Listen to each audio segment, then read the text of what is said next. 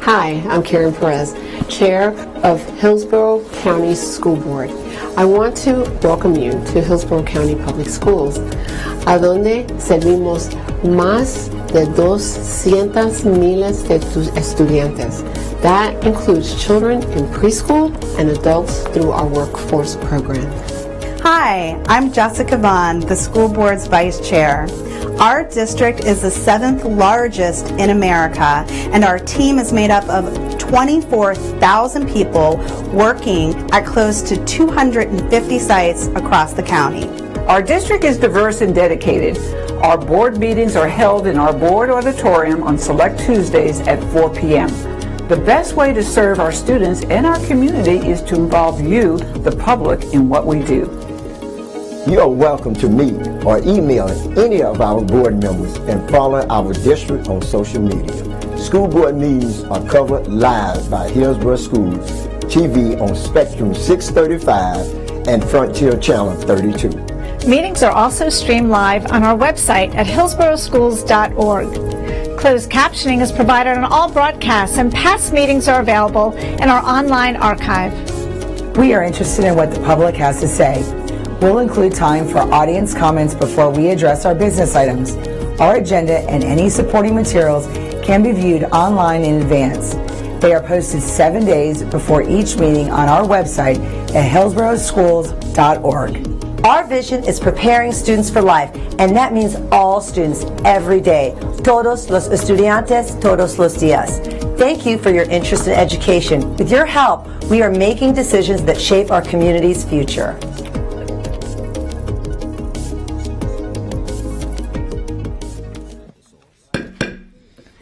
The board meeting of February 20, 2024 is now called to order. Member Rendon will now lead us in a moment of silence, followed by the Pledge of Allegiance. Thank you. Please join me in a moment of silence.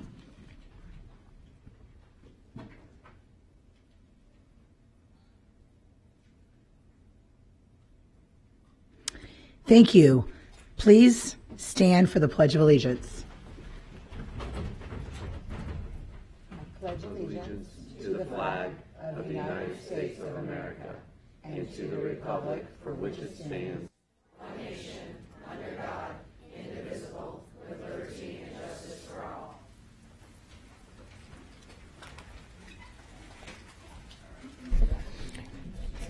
Thank you. Member Rendon, will you please acknowledge our student entertainment?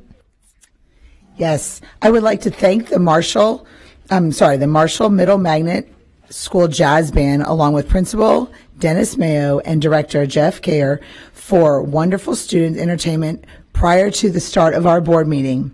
At this time, I would like to invite the students up to introduce themselves.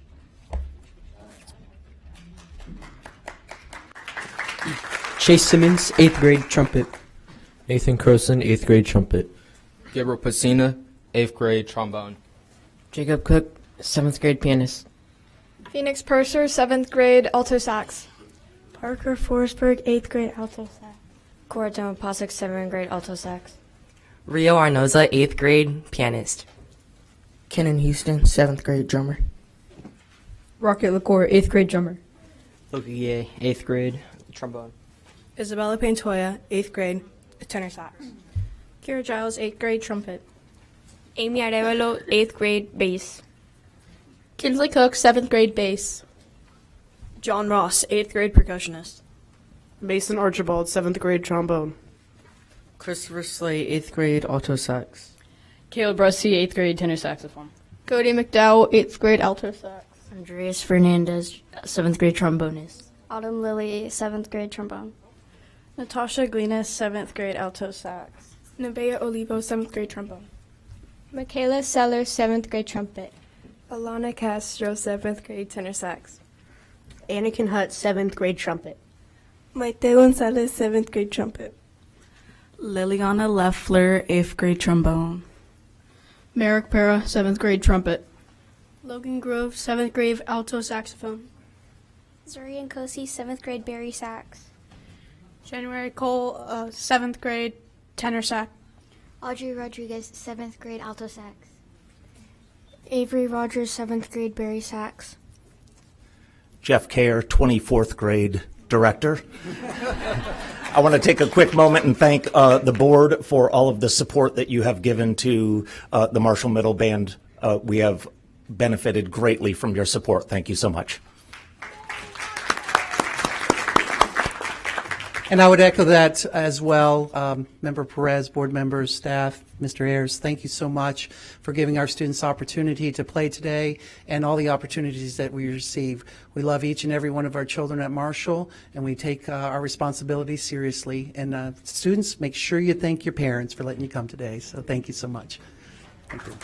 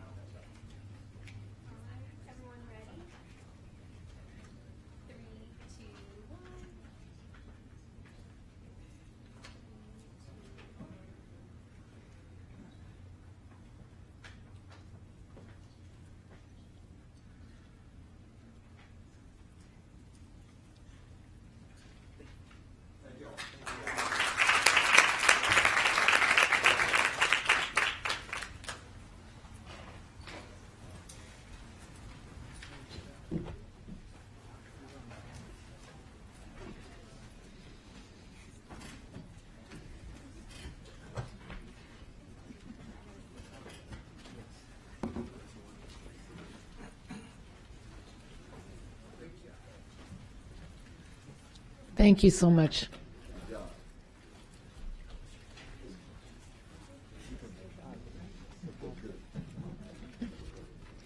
We have no withdrawn items today. I need a motion and a second to adopt the agenda. I have a motion by Member Gray and a second by Member Washington. Any discussion? Seeing none, please vote when your lights appear.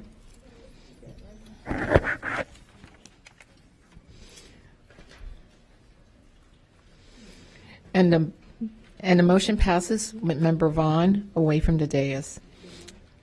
Let the record reflect that all board members, aside from Member Vaughn, are present, and Member Vaughn is on her way. We have one set of minutes to be approved today, February 6, 2024 school board meeting. I need a motion and a second to approve the minutes. I have a motion by Member Combs and a second by Member Washington. Any discussion? Seeing none, please vote when your lights appear.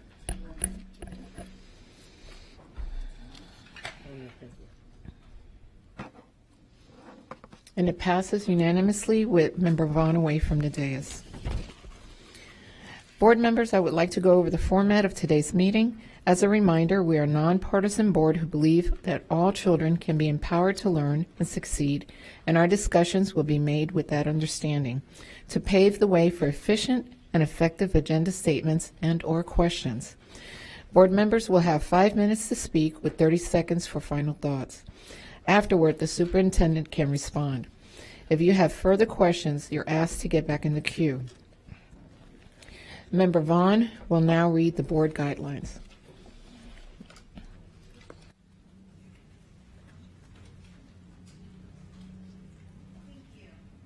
My microphone on. Thank you.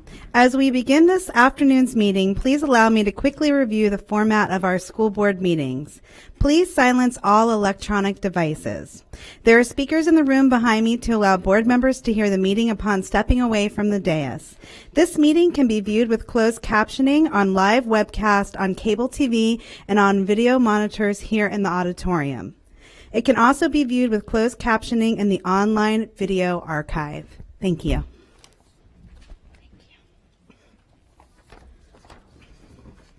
We have one item scheduled for time certain at 6 p.m. employee input. The board welcomes comments from citizens and values your input to the board. In order to provide the most comprehensive response to your comments, our staff will follow up with you and will keep our board informed about the responses.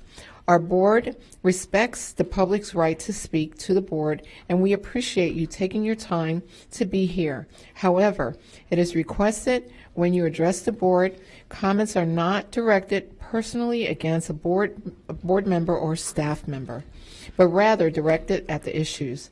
Any behavior intended to interrupt the orderly conduct of this meeting will not be allowed. Our civility policy is in place. When addressing the board, please state your name and speak clearly into the microphone. This afternoon, each speaker will have 3 minutes. Reminder that your 3 minutes start when you start speaking. Then there are 30 seconds left. You will see a yellow light on the lectern. The red light and a chime will indicate when your time is up. I will now call up the first 5 speakers.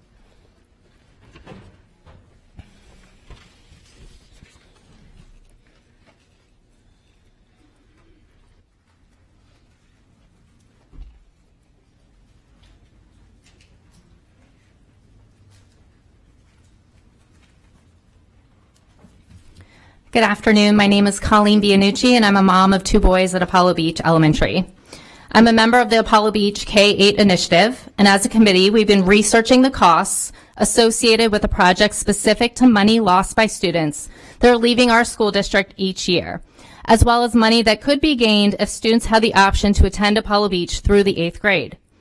We have reached out to the manager of strategic initiatives and communications and learned that as of the 3rd calculation for the 2023-2024 academic year, the per pupil funds assigned amount to $8,718. Currently, there are 272 Apollo Beach Zone Middle School students attending a public, magnet, or charter school. And of the number, only 48 attend an Apollo Beach-based magnet, and only 57 attend an Apollo Beach zoned public middle school. 140 students are attending our charter schools. That's over half of our tracked middle school students. The remainder are traveling all around Hillsborough to find a magnet. This is also not taking into consideration the number of students who are choosing private or homeschool options. Personally, I can think of 6 that live on my street alone.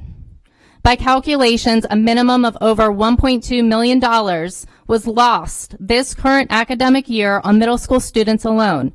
In addition, we lost almost 100 Apollo Beach elementary zoned students to charter schools this past year.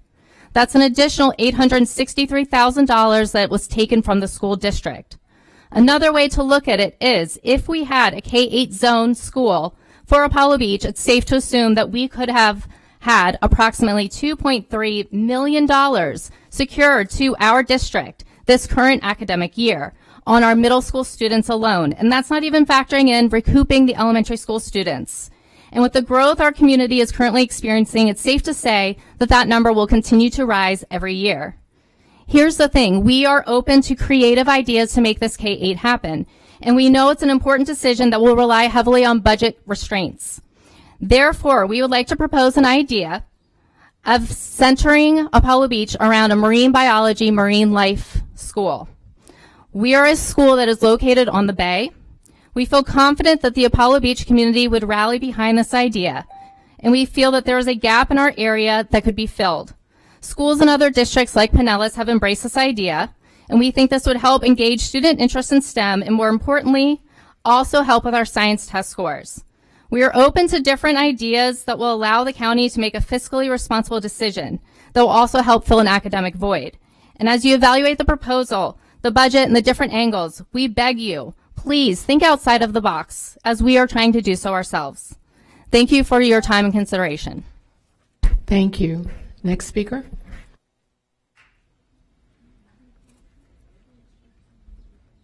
And can I get speakers 6 through 10 to line up, please?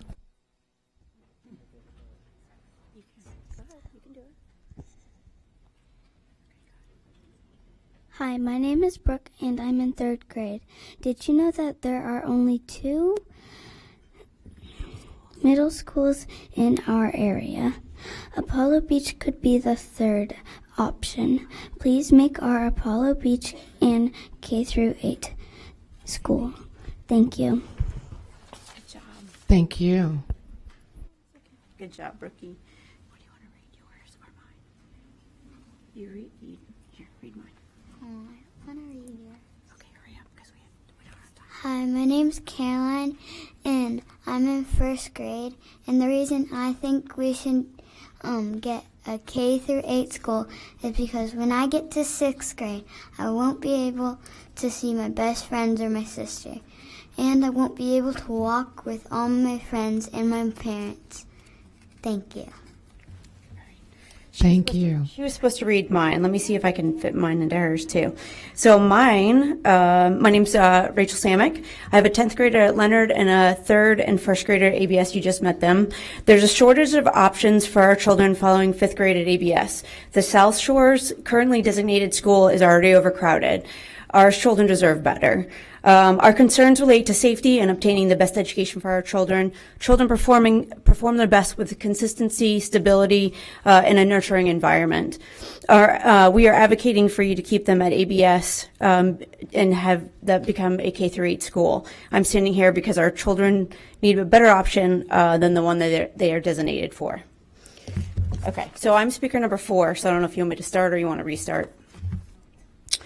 Okay, so I'm going to read on the behalf of another parent who couldn't be here, and her name is Megan Morgenthal. So unfortunately, I can't be in attendance for today's meeting due to work. In the summer of 2021, we made a quick decision to move to Apollo Beach due to my sister having ALS. Our boys' transition to Apollo Beach Elementary was smooth and welcoming. I have 2 nephews who also attend ABS, I can't speak, sorry, 1st and 3rd, and then a younger son in 4th grade. My oldest attended Apollo Beach Elementary School and is currently in 6th grade at LLT. We applied for 4 local middle schools, and we only received acceptance into 1 towards the end of June after being on a waiting list for several months. This was super stressed and stressful to my son, and it was terrible. We currently pay $275 a month for transportation services to take our 6th grader to school due to our work schedule and our boys being at 2 different school schedules and locations. Having both kids at one location would alleviate so much stress for our family.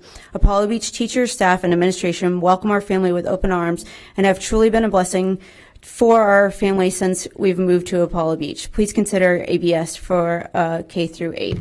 Then I have another letter here that's from a 5th grader at Apollo Beach Elementary. It says, Dear Hillsborough County School Board and Superintendent, I imagine walking into 6th grade confident, excited, and happy instead of being scared, nervous, and lonely. This is my hope for next year when I enter middle school. I'm a 5th grader at Apollo Beach Elementary School and proud to be safety patrol this year, along with participating in chorus and Girls on the Run. If ABS becomes a K through 8 school, I could continue building relationships and connections I have already made with my teachers and friends, which would make transitioning into 6th grade less stressful. Middle school is hard for so many reasons, a new environment to navigate and new expectations to learn, to meet new people. What if we could change it all? Well, you can. Make Apollo Beach Elementary School a K through 8 would decrease the stress level for so many students. Not only do I feel like I can go to any staff member with a concern. Thank you. You want to finish it? Okay. With a concern. Especially the principal and assistant principal, but also I know my way around. Being familiar with the school campus is a huge advantage when I worry about getting lost in middle school at all times. Plus, at Apollo Beach Elementary, we have a character pledge: act responsibly, be trustworthy, exhibit kindness, show respect. This would be great for any middle school, but even better if ABES could carry into a K through 8. Fifth graders like me that feel comfortable with these expectations could help lead the other students. Wouldn't it be amazing to see middle schoolers get along and not fight, treating everyone fairly? So let's make this a dream, make this dream a reality, not just for me, but all for incoming 6th grade and future middle schoolers looking for a special place to be part of those critical years before high school. You can help shape the lives of so many by making ABES into a K through 8. Thank you, Anna, a 5th grade student. I'm reading on behalf of Jenny Carswell. She cannot be here. Hello, my name is Jenny Carswell, and my son Marshall is in 3rd grade at Apollo Beach Elementary. I am unable to be here due to work constraints, but to voice my request that Apollo Beach Elementary to be expanded to a K-8. And speaking with another concerned parent who has one child in public elementary and one in private middle school, I learned how the overcrowding in our area is pouring into our private schools. With the private school waiver offered by Governor DeSantis, her middle school child is now in an overcrowded classroom with twice the number of children in her daughter's classes last year. In this private school setting, IEP and 504s do not have to be enforced, leaving the children without the accommodations that many of them need to succeed. Additionally, they have the same lottery system as our local magnet and charter schools as Southern Hillsborough is growing at an unsustainable rate. Metaphorically speaking, Southern Hillsborough County's pipes are busting at the seams. In addition to overcrowded middle school classrooms, our roads and our infrastructure are a major problem. Allowing our children to stay at Apollo Beach through 8th grade allows our local families to continue walking to school, saving the county money and resources on additional bus routes. With our pipes busting, opening an additional public middle school option with this K-8 turns on a faucet to release the pressure. Yes, there is financial cost, but the costs far outweigh the risk as daily more land is flattened and more young families are moving to our area. I ask that you work with us on our proposed solution of our K-8 and we rise our next generation of leaders in our Southern Hillsborough County. Thank you. Thank you. Next speaker.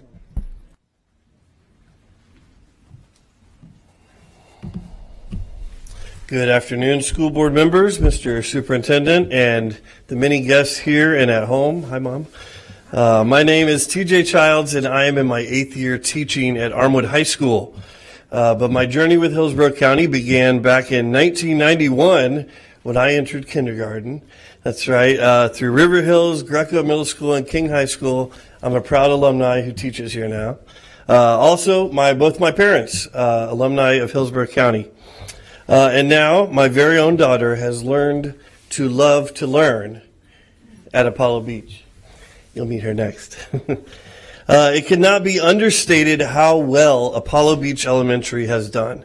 Consistently well above state averages in academics. Our community involvement is solid, and we see our children thriving. It is a dream come true for a parent. Now we're asking for an investment in our children and in our community that has been thriving under the radar. We've been under the radar for years in an area exploding in growth, and the need for investment is here now. As a district employee, I see the dollars we spend trying to make schools have community connections. Apollo Beach has that. We should be an example. My best friend at Armwood, the 2024 Coach of the Year, Evan Davis, is not just a great coach, but he's our community student success coach at Armwood. Our 2024 Ida Baker, diversity educator, came from Jennings Middle School as what? A community resource teacher. We employ numerous community liaison professionals in this district to try to achieve what Apollo Beach is a model of.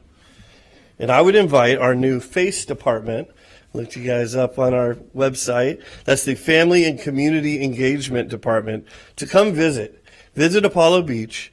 This could be your very first tweet on how your team is helping make K-8 project at Apollo Beach a success. The website says the 3 pillars are student-centered, family-focused, and community-oriented. With that criteria, we're ready for the challenge at Apollo Beach. This is not talking points to convince you that a K-8 model is what's best. Every bit of data we've seen supports that. The social, emotional, thus academic success of our children can be achieved through that. I don't need to convince you this will be a worthy investment in a small beach community that hasn't seen investment in our public middle school options since I was a senior at King High School in 2004. That was 20 years ago. I present an opportunity to invest in our children now, prepare these students for life.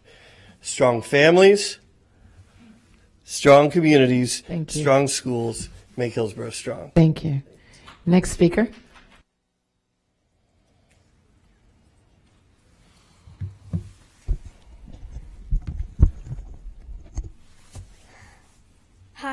My name is Penny Childs. I'm in 4th grade at Apollo Beach Elementary.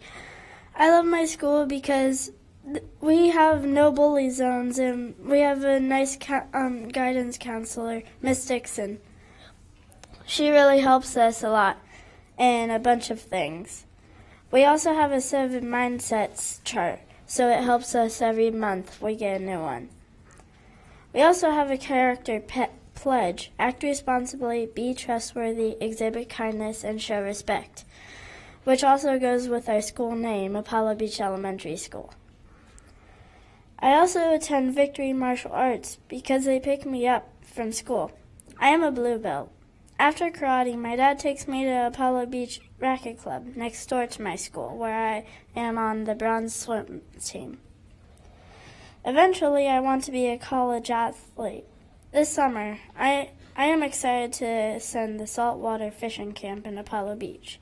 If I stay at Apollo Beach for middle school, I'll also be close to Tampa Bay Sailing Squadron, where I have also learned how to sail with my friends and family. Please keep our community together. We're small, but we really love each other and would help make Hillsborough County strong. Thank you. Next speaker. And can I get speakers 11 through 15 to line up, please? Hello, my name is Cameron Coffey Keller. I'm a 4th grader at the amazing Apollo Beach Elementary School. I'm also a Kids Care Ambassador. Apollo Beach Elementary is a family. We even have family meetings on the whole school once a month. I'm asking you that you help us expand our families to include graders 6 through 8. My brother and sister went to a charter school for middle school, but I would like to stay right at Apollo Beach. It makes sense for Apollo Beach to be a K-8 school because the older students can be role model for the younger students. We also get to stay right where the teachers know us best and how to help us grow. It's a win-win. I know that I learn best when I feel comfortable and supported by my teachers and friends. I invite you to attend one of our family meetings at Apollo Beach. I guarantee you'll see how expanding our school would be a benefit. Many students like me, I'm here today because my teachers, Miss Jacob and Miss Cyrus, believe in me and make me feel like I can do anything I put my mind to. Thank you. Thank you. Next speaker.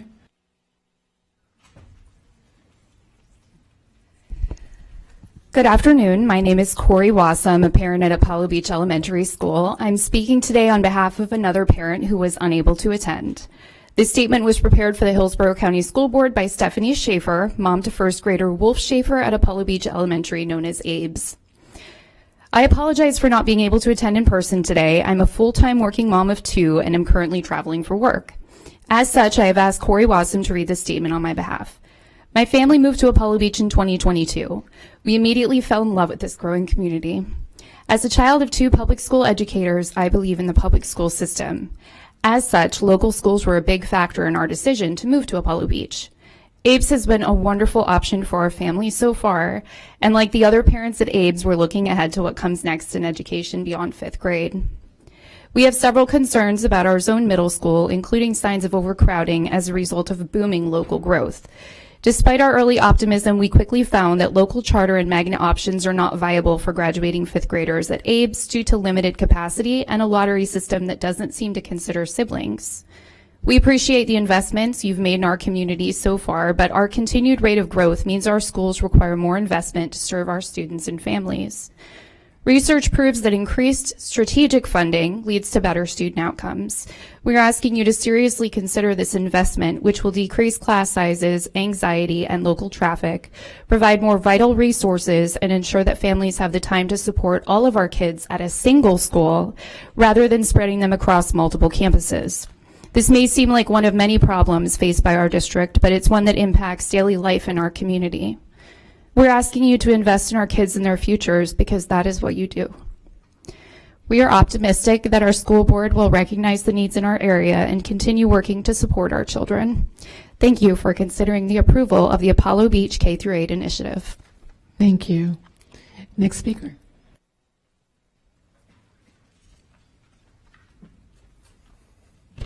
Good afternoon, Superintendent and School Board. My name is Travis Larson. I'm a veteran, a local small business owner, a sponsor of the PTA, and most importantly, a dad of a second grader at Apollo Beach Elementary. I'm in full support of the initiative to transition our elementary school from K through 5 to K through 8. Over half of our middle schools zoned for Apollo Beach opted for charter schools. As a result, community is losing valuable resources as middle schoolers, costing us approximately $1.2 million annually. Feedback from our parents is resounding. 100% of polled 5th grade parents wish to continue their child's education at Apollo Beach, and 85% of those who left would return if given the chance. But beyond the financial and parental support, research from Syracuse University highlights the academic and social benefits of the K through 8 model. Students in such schools experience smoother transitions, maintain higher relative positions, and develop crucial leadership skills in familiar and nurturing environments. By minimizing transitions, we provide our 6th graders through 8th graders with the time and stability needed to mature, grow, and excel. Let's seize the opportunity to be efficient with the use of our existing school infrastructure and enhance both the education experience and the future success of our students. Thank you. Thank you. Next speaker.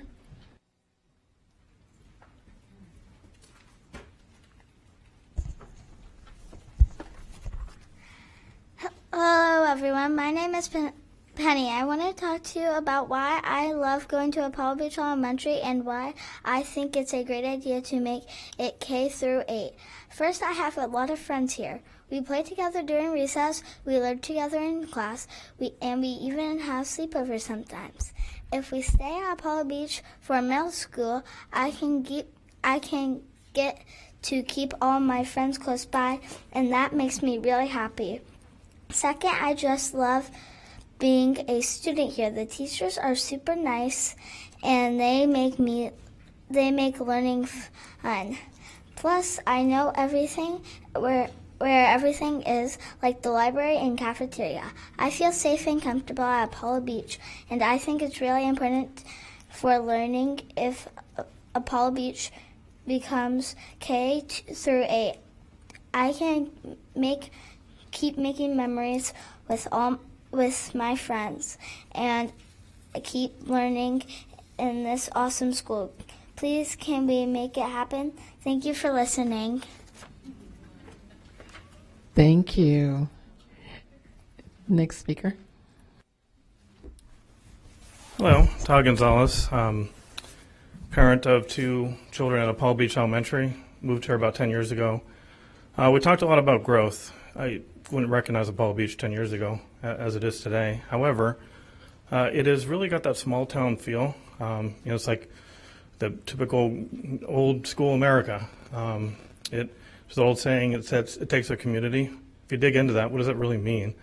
Well, it really means it's not just the parents, the teachers, the family, and the friends, but it's a community as a whole that helps mold our children. And, not having a middle school option is going to impede that. So we as parents are left to make a critical decision. Do we, we have to think of what's best for our children, and is the current public school option the best, or is it an alternative? If it's an alternative, that takes away from our Apollo Beach community. Means we can't have the community and the strong ties that we're wanting. So we just hope that with all the things being said and quoting from our students, that you'll consider this as a good option. Financially, we think it is. So thank you for your time. Thank you. Next speaker.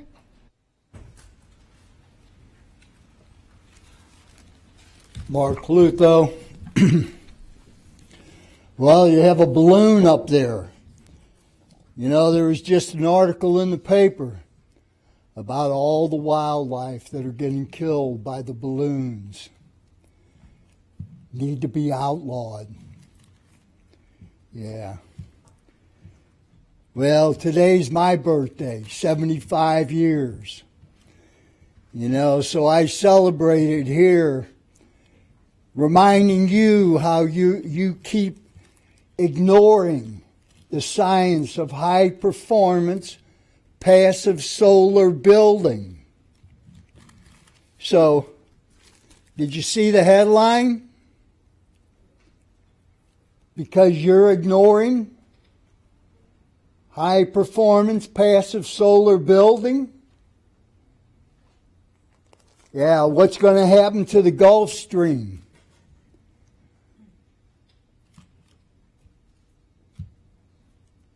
It'll help do all kinds of things like have the demise of the tropical rainforest down there in South America. Oh, won't that be pretty? Yeah. You know, it gets back to those 3 I's. Inept, incompetent, and irresponsible. That's the big one. Irresponsible. That's what you are, ignoring that science. You know, as I've had many times, Winston Churchill said, we shape our buildings thereafter they shape us. Well, things are getting more and more critical. I'm sitting in back and the cold air's blowing. How ridiculous is that? And then they had that bus out there running, belching the carbon. You know, so they could play music. Why did the bus have to be running? And you know, this Apollo Beach School, when the Hurricane 6 comes, that's going to be when the school's washed away, barely sitting above sea level. Oh, it's not going to be pretty. What a legacy. It's so sad. So sad. Thank you. And next speaker.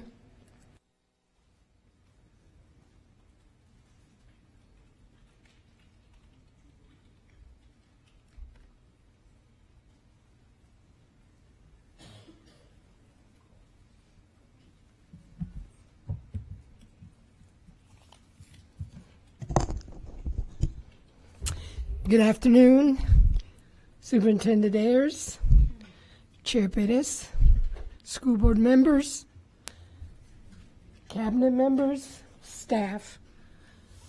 I am here today. My name is Delma Rodriguez, 4 through 12 Clarinet in Hillsborough County. I am here today representing LULAC as chair of its education committee and representing LULAC as president of Council 7082. I would like to remind you of your responsibilities. The percentage of Hispanic Latinx students in Hillsborough County is almost at 40%.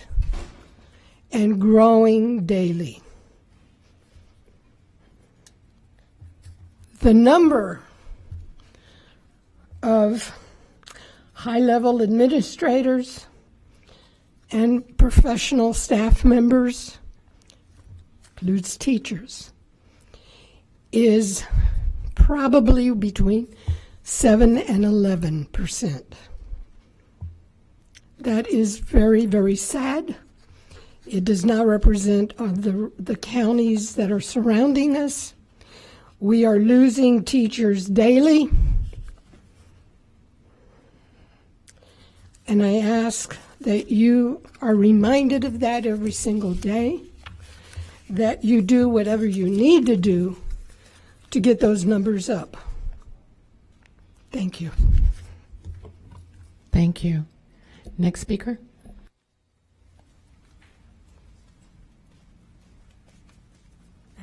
Hi everyone. Board members, hello. Superintendent Ayers, hi. I am Nikki Rivera. I have met several of you in the past. It's nice to see you. Today I'm here to ask that you approve item 3.02, the RFP for International Student Transcript Evaluation Services.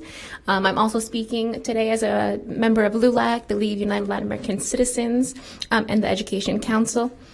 Approving this RFP for International Student Evaluation Services will not only benefit Latinx students, rather all newly arrived students to Hillsborough County Public Schools will benefit from this approval.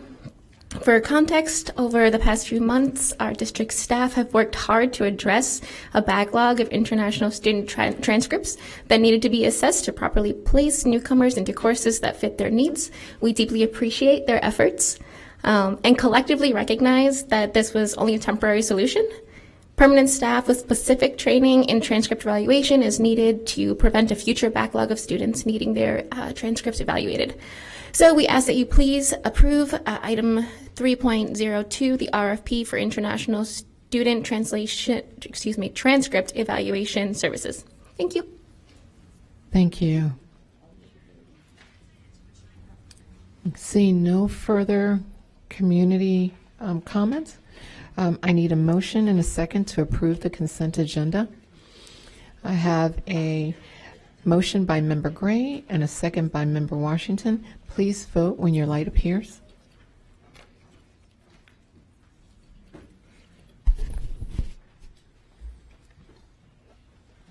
And it passes unanimously. The consent agenda has been approved.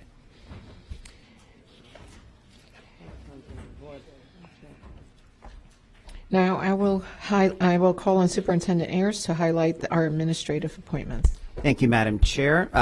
Board members, we have one principal appointment on the consent agenda, and it is my honor to introduce Erin Fialo as the new principal of Ippolito Elementary. Erin, if you could please stand. So a little bit about Erin. Ms. Fialo is a product of Hillsborough County Schools and is a former graduate of Gaither High School. She began her career in HCPS, working her way from a para to a teacher to an assistant principal. She served as an assistant principal at Edison Elementary, Just Elementary, and Kimball Elementary before being appointed as the principal of Kimball Elementary in June of 2023. Interesting fun fact, Grace Ippolito, the namesake for Miss Fialo's new school, was actually Erin's grandfather's cousin, so this placement has a special place for Miss Fialo personally as well. Board members, important to note, Miss Fialo will continue to lead Kimball through the end of the current school year. Her appointment today will allow Miss Fialo time to also work with the Ippolito staff to ensure they are set up for success in the new year. So family and friends of Erin, please stand as well. Erin, congratulations.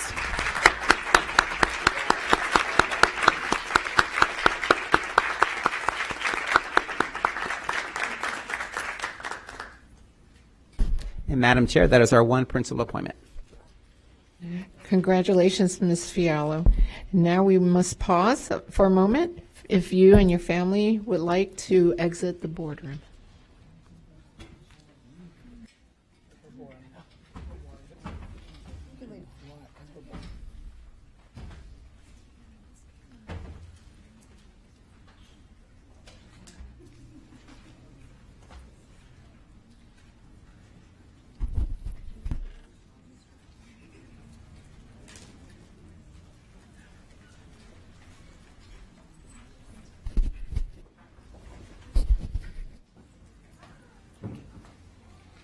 The following items will now be heard. C201, C202, C301, C302, C601, C602, C702, and C705.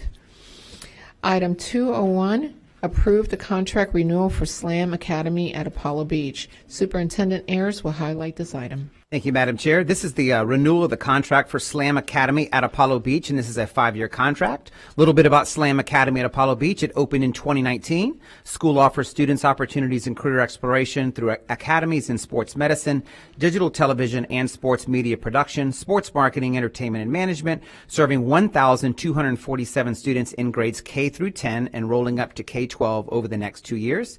This current contract expires June 30th, 2024, and this school is located at 5150 North US Highway 41 in Apollo Beach. The school earned a grade of C during the 21-22 school year, and also in last year's baseline also earned a C. Comprehensive program review report is included in the item, which provides the board with ratings on a set of criteria evaluating the operational, financial, and governing performance of the school. All ratings were satisfactory with one recommendation. Madam Chair, that is the highlight of 201, which again is the renewal of the contract for SLAM Academy for 5 years. Thank you, Superintendent. I need a motion and a second to approve item C201. I have a motion by Member Washington and a second by Member Hahn. Member Gray, you pulled this item. Do you have a question or comment? Well, I do. I want to speak on the Hispanic subject because I went ahead and compared SLAM Apollo Beach, 27% Hispanic, and the surrounding schools, Gibsonton Elementary, 57.1% Hispanic, Dobie, 25.8% Hispanic, Apollo Beach, 25.9%. By the way, it was an A school and with the same amount of the Hispanic. Eisenhower, 34.6%. Leonard High School, 41.5%. What I'm suggesting, and I want to keep an open mind, but Apollo Beach, be it if it changes to a K through 8, regardless, if we don't start paying attention to not only the teachers and the leadership in our schools that are getting to be heavily Hispanic, those grades such as SLAM that has a C may go down. And I think it's clear as a bell that area, I grew up in that area has to have an extreme focus in expanding, whether it be dual language classes. There has to be more of an eclectic, innovative approach to schools that are winding down, in other words, K through 5, and they have nowhere to go. And I think it's the board, every one of us, to be collaborating as to how we can fulfill the mission of the Hispanic need, and at the same time make these schools functional and draw students from other places, versus just all going to a charter or building more private schools. I don't think that's the answer we want. We want to draw people and our students and our families back to the public school arena. And I don't think we can do so if we don't match the demographics that we are seeing coming into our schools. And I think, Delma, I don't know whether it's 40%, but I can guarantee you in a few years it's going to be up to 50%. So I'm looking at all the trends. I wanted to say that because it seems to be fitting. I understand SLAM must be passed, but I hope that their board sees the need to be more aware of the need for teachers and leadership to represent the demographic that seems to be growing. Thank you. Member Vaughn? Thank you. Yeah, I just had a question under the demographic portion. When it talks about free and reduced lunch, and I looked at the previous statement and how the number's gone up each year, and then here for the 23-24 year, it has 100% free and reduced lunch, but then it has CEP next to it. And I'm not familiar with CEP and how that affects the percentage, and I was just curious if you can explain that. Sure, thank you, Member Vaughn. CP stands for Community Eligibility Provision, and it is an eligibility criteria given to them by the USDA Food and Nutrition Service. So they basically, the whole school is on free and reduced lunches, and they get breakfast and free lunch. So that means that it's based on like the community and not each individual. That's correct. Student specifically. Okay, thank you. You're welcome. Thank you, Member Vaughn. So as we look at the charter schools coming up, Superintendent, a lot of the parents, especially monolingual Spanish-speaking households, or the bilingual students with monolingual speaking parents are gravitating towards schools that are meeting those needs. And a lot of those schools are our charter schools. As I visit these schools, they have increased staff that reflect the community. A lot of those charter schools are hiring Spanish-speaking staff. And that's one of the things that we really need to be really diligent when it comes to recruitment of Latino, especially to lift our students and also their families. A lot of our families are very frustrated because when they call, there is no one on the school site that are able to communicate with them. And I think that's why they're gravitating towards our charter schools. But that's something that you might, like Member Gray said and Mrs. Rodriguez said, that we need to really focus on that in order to lift our Latino students.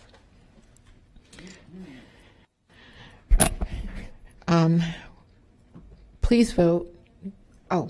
Member Vaughn.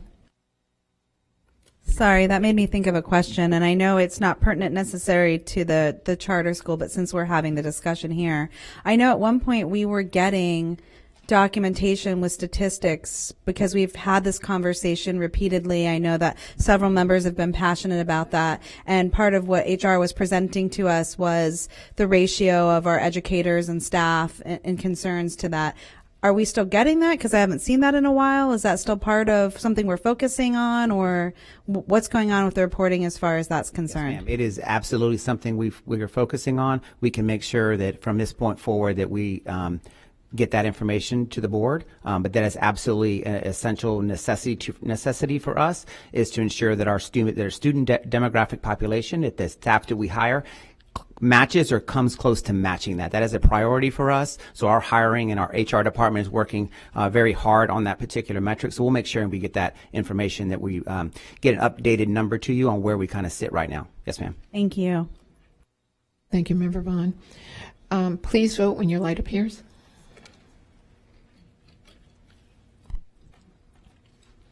And it passes unanimously. Now, item 202, approval of contract renewal for SLAM Tampa Elementary. Superintendent Ayers will highlight this item.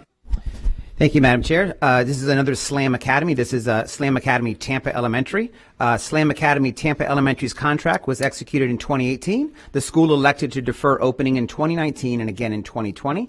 So then the school opened in 2021, serving only kindergarten and grade 5. In 2022-23, the school expanded to serve grades K to 5. The school offers student opportunities and career exploration through academies in sports medicine, digital television, and sports media production, also sports marketing, entertainment, and management. This present contract expires June 30th, 2024, and this school is located at 7116 Gun Highway. The school earned a grade of A in 21-22, and in this current baseline year earned a D for the 2022-23 year. The comprehensive program review report is included in this document, which provides the board with ratings on a set of criteria evaluating the operational, financial, and governing performance of the school. All ratings were satisfactory with 5 recommendation. And once again, SLAM Tampa Elementary has requested a contract renewal of 5 years. Thank you, Superintendent Ayers. I need a motion and a second to approve item C 202. I have a motion by Member Rendon and a second by Member Washington. Member Combs and Member Gray, you pulled this item. Do you have any questions or comments?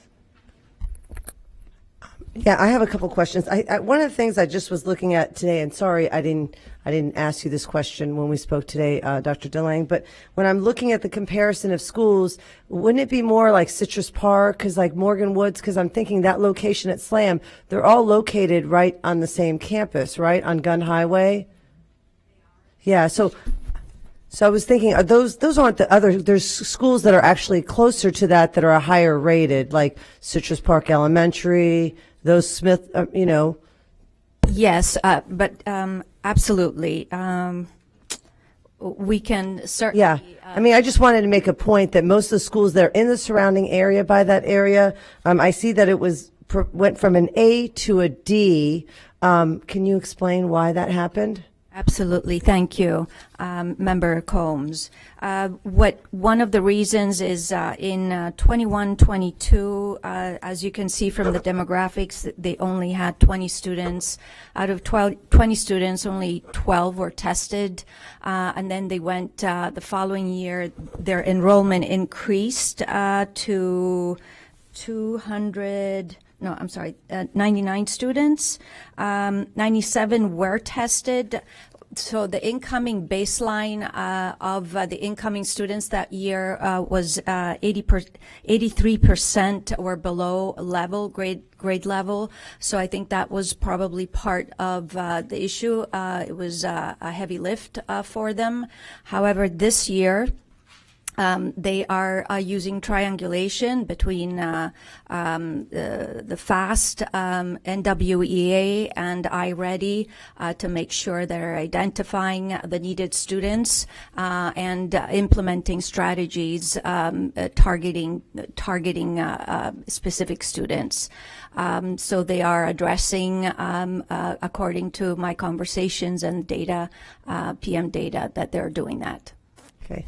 I was trying to go out there this week, but I'll probably go visit them in the next 2 weeks. I've been trying to go out and do a site visit because I know all the surrounding schools. That's why I said it. I wasn't surprised that it was an A before, because most of the surrounding schools in that area are all A's and B's. So to go from a D was a concern. I guess my other concern is when I looked at, you know, a lot of the issues that were here, a lot of the issues that the schools seemed to have were surrounding the IEP, the ESE students. It looked like the IEP training was an issue. The students being in the least restrictive environment. It looked like there were a lot of issues with the 504. Seemed like there were a lot of challenges and issues and a lot of holes, and especially in the Title I. Is that correct? That is correct. There are several deadline issues that were not met. So we have, as you can see from the recommendations from the review, they are currently implementing some mechanisms to fix that and make sure that deadlines are respected and monitored by the school administrators.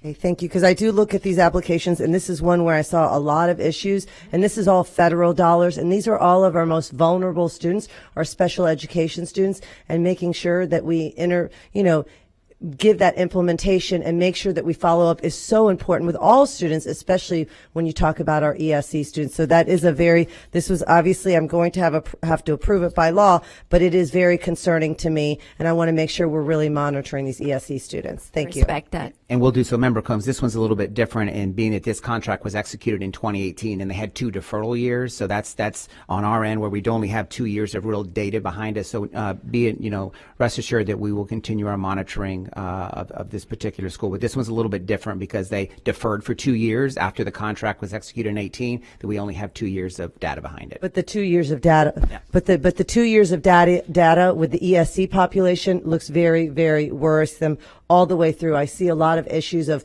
504, least restrictive, the IEP not met, the deadlines not met. That's a very big concern. We'll be on top of it. Thank you. Thank you, Member Combs. Member Gray? Thank you, Madam Chair. And one of the concerns, the obvious one, the drop in the grade. All right. So we're looking again, and I'm back on the Hispanic subject. 67.7% Hispanic, 20.4% ELL. And do we have teachers and leadership to match the large amount of Hispanic students? And is that possible? Is that possibly the reason why the drop in grade? And the reason I ask is when you go into the compliance issue, you have 95% of the parents do not even talk with the board, write the board, hear from the board. 72% of the parents don't even have little clue as to what is going on in the schools. Now, this is all documented on page 3. So what I'm concerned about, if the parents are not aware of what's going on in the school, if the school goes from an A to a D, and we're seeing a growth of Hispanic or English and English language learners, again, we're looking at the possibility of students continuing to not do well unless there's the equity in the amount of teachers that know the language. I hope that that's part of your the monitoring, because I think that's a big telltale sign that this school may fall into a D or a C again. Your comments? Thank you, Dr. DeLange. Yes, ma'am. So they do, out of 12 teachers, 10 of them are fully certified, but I do not have data whether these all 12 teachers speak Spanish or not, but I can certainly look into it. Well, I mean, not necessarily all Spanish, but at least have a dual language component. I don't know how they can teach unless. Anyway, it's just, this is from a teacher wondering how it's done if the children do not speak the language, etc. So, okay, well, your work is cut out for you. Thank you, Dr. DeLange. You're very welcome. Thank you, Member Gray. Member Rendon? Thank you, Madam Chair. I think there's a lot of really good discussions, and I think that both Member Gray and Member Combs have a lot of very good points. But I do want to make sure that we make it very clear to the public that as a district, we have no control of any of that. Based upon the laws with charter schools, it's not up to Ms. DeLange to control the staff, control the IEPs, control any of that. And I just want to make sure that we make it very clear that as a board, we are required to vote on this, to approve this. But beyond the fact that Ms. DeLange is going to follow the guidelines of the law that says that we're required for an improvement plan, which I believe you have received, correct? That's correct. That we don't have control of any of those other topics, because I need to make sure that when we are making suggestions on this from the dais, that we don't let the public think we can control any of that. When it comes to charter schools, we don't have control of any of that. And I think that's very important for the public to understand that as the law is written right now, that all we have is the ability to approve it. Am I correct? Yes, ma'am. And I would like to add, it is only through the nature of collaboration that we have these conversations with the schools with the purpose of improving their practices, because we all want students to excel academically. So it's with collaboration. So it is when the board asks me questions about their data, the schools are always very eager to provide me that data. But yes, we do not have the authority to demand certain things of their staff. We do have some monitoring control over their ESC practices, and our ESC department does that very well, so they are monitoring that part. But it is through a very collaborative spirit that we engage with the charter schools. Well, I do want to thank you, Dr. Lang, because you are very collaborative and you are trying to make sure that every charter school that you work with in the district work with follows ultimately the guide that we would like to have them follow. And ultimately it's the student's thing. But it's just very important that we make sure that people understand that we don't have the authority over them. Thank you, Member Rendon. Member Gray? Thank you, Madam Chair. In fact, let me just be very clear.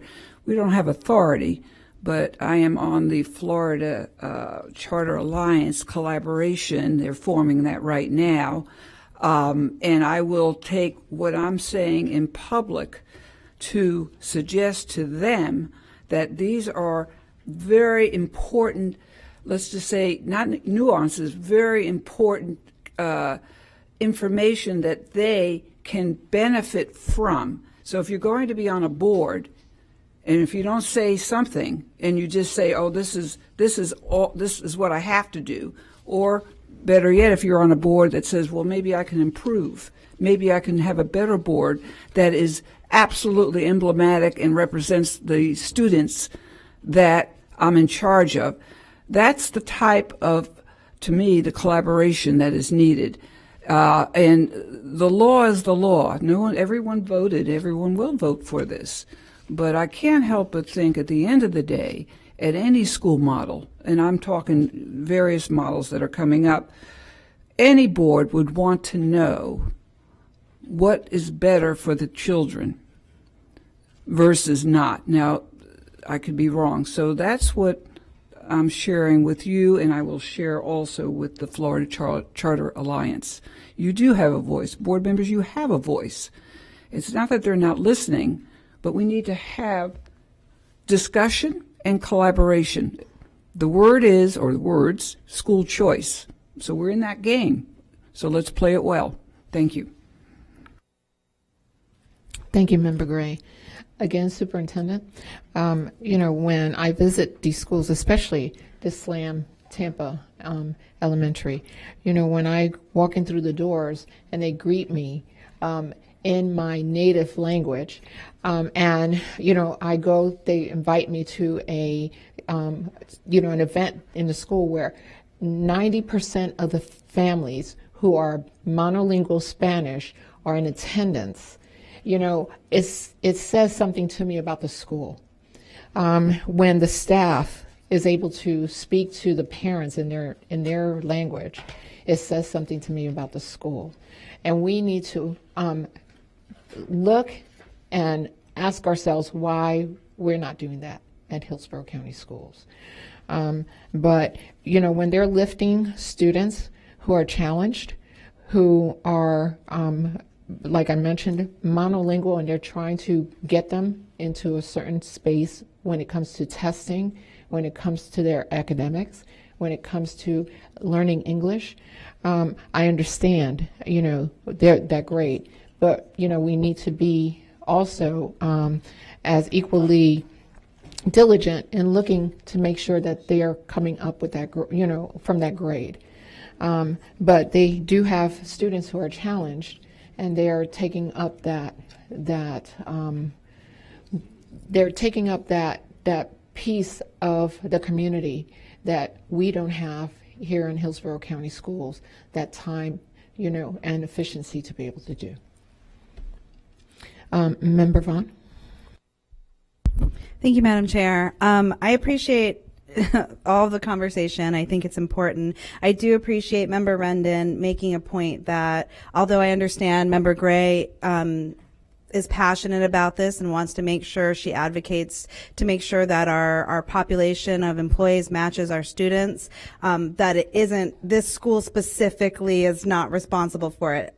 We are not responsible for that. And I think that is an important clarification just for the public. I think there's a difference between talking about what we'd like to see and just being clear that we're not the ones who make those decisions, because we get enough letters from parents who are in charter schools already asking for our help, and it's heartbreaking having to write back and tell them that we can't provide any help, and that. I think this is all really important conversation. I do want to say that while I think it's extremely important for us to absolutely have employees who can communicate and support and identify with our students, especially when it revolves around language, I think as a board, when we talk about something that we can do, one thing I brought up previously is advocating when we form our legislative platform to make sure that we're having more than 2 years harmless before we start expecting our ELL students to test at the same rates and be proficient. Again, we've talked about repeatedly how it takes much longer than 2 years for full language acquisition. And when we're looking at a population of such high ELL learners, the best thing that we can do as a board, whether it's charter schools, private schools, or public schools, and make sure we use our voice to advocate for that time and space needed so our kids can accurately test in a language that they've learned and been able to show proficiency in. So I again, it's not necessarily around this item, but it did give us an opportunity as a board to talk about things that I think are important to us, and that's something that I would like to advocate that we can do regardless of which school we're talking about. Thank you. Thank you, Member Vaughn. Member Combs. And I just wanted to close out with saying, since this school is in District 1 and I'm familiar with it, I just wanted to make sure that parents are informed, because when you look at ESE, that's a federal issue. That's a federal guideline. That's a federal issue if things aren't being met. And also just that the surrounding schools in that area, when you think that they're C's, they're not. They're actually a higher grade. I think it's important for parents to be informed and let them know, because we're looking at parents' choice, and we're looking at if you have an ESE child and maybe they've been here, maybe federally they haven't been met. Also, we have a long way to go with our Hispanic, leadership. I think we're getting more preparing new principals. But Chair Perez, I think to say that overall charter schools are hiring more Hispanic leaders, I think until we can truly see that data and you can show me that data, I think that a lot of our schools do a great job when you go in the front office. They're working harder. We're trying to translate everything. So I think to say a general term like that, I really don't agree. I go to a lot of schools. I think it depends on the schools, depends on the area. Some schools, there are some charter schools that there's no certified teachers. They're not even certified. So I think to say that they're doing a better job than our public schools, I don't think that's correct. I think we're doing an outreach center in the town and country area. We have a translate where you can translate. We have an item coming today. We're doing a lot of different things. We still have a long way to go, but I think we're doing a lot of things. But to say that the charter schools, I want to see that hardcore data that you have these many principals or things like that to say a statement like that, because I think we're working very hard. Thank you. Thank you, Member Combs. And I'm going to clarify something. I didn't say that they were doing better than the schools. Okay? Just want to make sure. Please vote when your lights appear.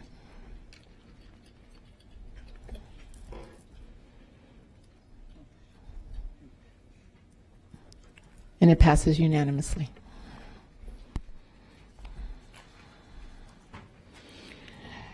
Next item is 301, request for proposals on mental health services. Superintendent Ayers will highlight this item. Thank you, Madam Chair. Invo Healthcare, which is this agenda item, will implement the multidisciplinary program to address childhood trauma. Impact, which is designed to provide comprehensive mental and behavioral health services to students who are at risk or dealing with mental health conditions. Implementation will consist of a team of 10 qualified mental health professionals who will work at 2 school sites and can meet with 12 to 15 students per school site, and that's 20 school sites total. All services will be provided 100% in person to targeted students at selected school sites. Schools will be identified based on mental health needs at the school through the problem-solving process. Parental consent will be required. The cost of this contract is less due to the length of service, which is February through September 30th, 2024. Services will begin after board approval and end September 30th, 2024. HCPS has utilized Invo Healthcare since 2020 and will continue through June 30, 2025. The new contract is to extend services to more schools and students. So currently, we have 30 schools that utilize their services. This agenda item is to expand another 20 school sites. Thank you, Superintendent. I need a motion and a second to approve C301. I have a motion by Member Combs and a second by Member Washington. Member Rendon, you pulled this item. Do you have any questions or comments? Thank you, Madam Chair. First of all, thank you so much, Holly, and your staff for taking the time to meet with me. At the end of the day, we have so many issues with our children in our schools. And many of we're talking about are that trauma-induced care. And that is something that I find to be very specialized, whether it's behavior analyst or it's psychiatrist. There is a special need for trauma-induced care specialists that directly relate to that. So I first want to make sure that as we're doing our due diligence, and I understand the contract, but we need to really make sure that the providers that are providing that have an expertise in trauma-induced care. That's the one thing I want to make sure that we make mention of, because I think that's where our children come from. A lot of trauma that it's critically important. The second thing I want to see, and I don't see it within this contract, is I really don't see the direct support that's going to our teachers. Because if we're in there and we're meeting with our students, that's fantastic, and we're providing them with direct care.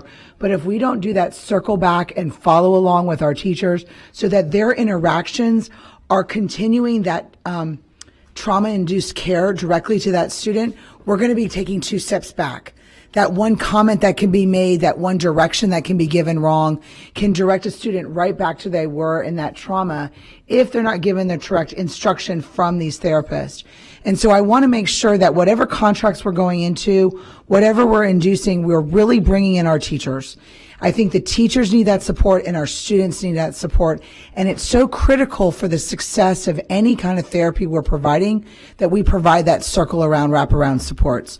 And so I really think we need to empower our teachers to have that instruction, to have those tools to work with those students. like I said, one comment, one word to a student incorrectly, and not because of intent, but because they just don't know, is so critical and can push a child back 10 therapy sessions. And so I really want to make sure that's something I don't see in here.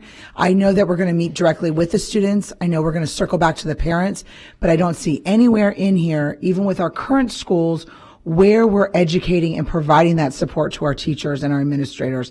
And I think that is a critical piece that we're missing that we really need to be addressing. So again, thank you so much. I'm going to approve this, but I really want to see that data coming back. I really want to hear from our teachers how they're being equipped to handle those students.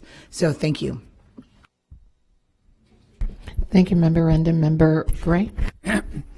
Thank you, Madam Chair.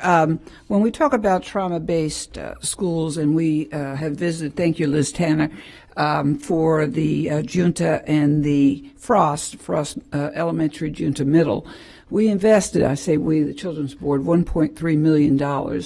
And the idea was to help teachers observe students with trauma and then to strategize on how to teach them. And Member Perez, you're very familiar with ACE, Adverse Childhood Experiences, or children, that these 20 schools, Superintendent Van Ayers, the density of traumatic experiences are very clear in those, and I'll say marginalized communities.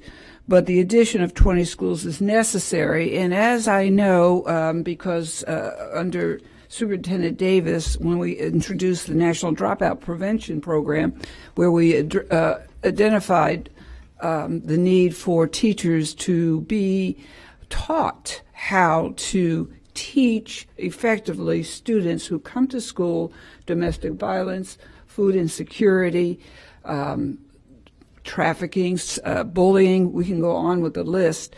The teachers have a better success rate in getting the information to the students. So the adage is, and Member Perez, you know all too well, what's more important? Can you teach the child if they're not mentally ready? Or can you get a child mentally ready and teach more effectively, right? So I think that's what we're all about, because that's the stage we're in.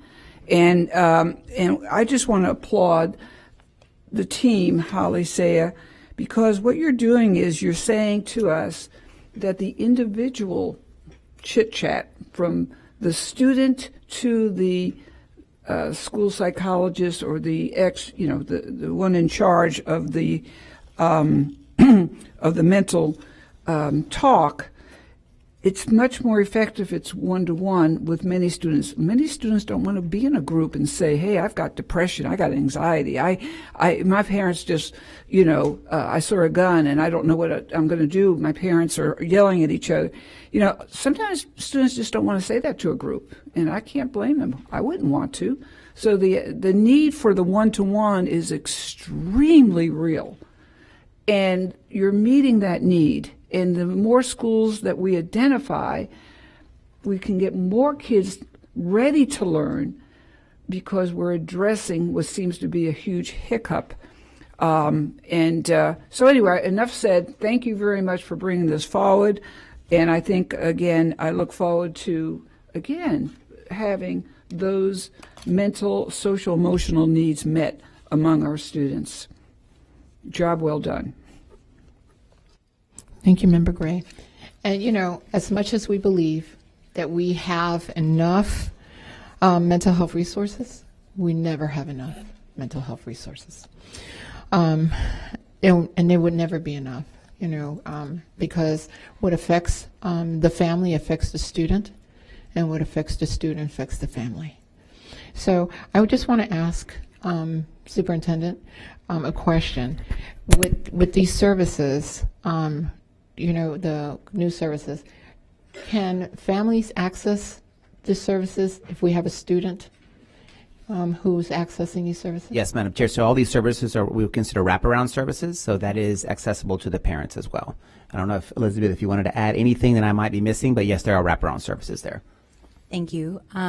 Yes, Board Member Perez, we offer wraparound services through many agencies that we are currently contracting with. This particular board item will be providing one-on-one supports to students directly. However, a parent is very much so involved in the process of building a care plan and the interventions that take place, and support can be given to the parent. However, we have other agencies that will provide family therapy or group therapy, and so with different types of strategies on how to help their students cope with any type of mental health concern they're having, and we refer those families to those services. So when the student links up to these services, then the family is also supported at the same time. Absolutely, and they're part of that intervention plan, the progress monitoring plan, and they're informed regularly of how their child is doing, but also given supports on how they can support their own child. Thank you. Seeing no further comments, please vote when your light appears.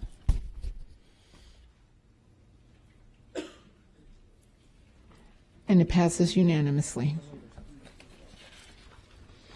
Next item is 302, request for proposals, international student transcript evaluation services. Superintendent Ayers will highlight this item. Thank you once again, Madam Chair. And this item was mentioned earlier this evening. Air Education Equity and Advocacy Firm, AIRE, will provide HCPS with accurate transcript evaluations of the school records of incoming K-12 international students. HCPS previously provided transcript evaluation services for students through the bilingual school counselors who had extensive training and years of experience with international transcript evaluations. Currently, we do not have any personnel in the district with transcript evaluation training and experience. AIR will assist us and analyze and assist international student academic records to determine grade level placement, course equivalency, and high school credit equivalency. Per the terms of this contract, services will be provided for up to 250 elementary and middle school students and up to 700 high school students.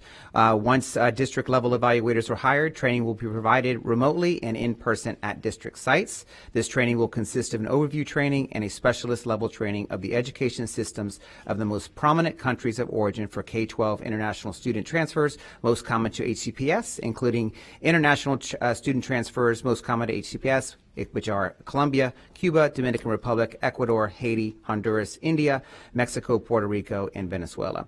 These services will begin after board approval and continue until December 30, 2024. Thank you, ma'am. Thank you, Superintendent. I need a motion and a second. I have a motion by Member Gray and a second by Member Hahn. Member Combs, you pulled this item. Do you have any questions or comments? Yeah, I do have a couple questions, and I have a couple comments, because I'm always, I look at every single contract, and this especially, it's a general fund contract that's $115,000. And I know I spoke to at length with Ms. Zenick and Ms. Saya, and just to clarify that we're not going to be outsourcing it all the time. It's just this year, and what the plan was and what the timeline was for the training. If you could just go ahead and give us a little summary of that, because I know there's just such a high need right now. So if you just kind of summarize that a little bit. So our hope is to be able to hire as soon as possible. We have put out one round and weren't successful there, but we are going to re-advertise and hopefully to have success with hiring, because we want to get these people back in. But in the meantime, we have, if this contract passes, a group of people that are willing to help to train the people that we hire on, so that we can have people that are successful in doing this. And once we can find the personnel to do this, there is training that we'd also send them to annually that we used to send the ladies that did work for the district to in the past. Okay. So from my understanding, there are 3 people who are doing this. They're no longer with us. So right now we're really backed up with all the translations, and we're going to do that this year. But the goal is to bring someone back on site and not outsource it and keep it in-house eventually, right? Because I do think, I think we have to do this. We don't have a choice, but obviously I prefer having somebody who's on our staff who continue to do that. So I look forward to kind of really, and what are some of the plans or the goals to hire someone or to train someone to do that? Yeah, so I'll add from day one being appointed as superintendent and working with our Lair group, this has been a number one priority for them as we,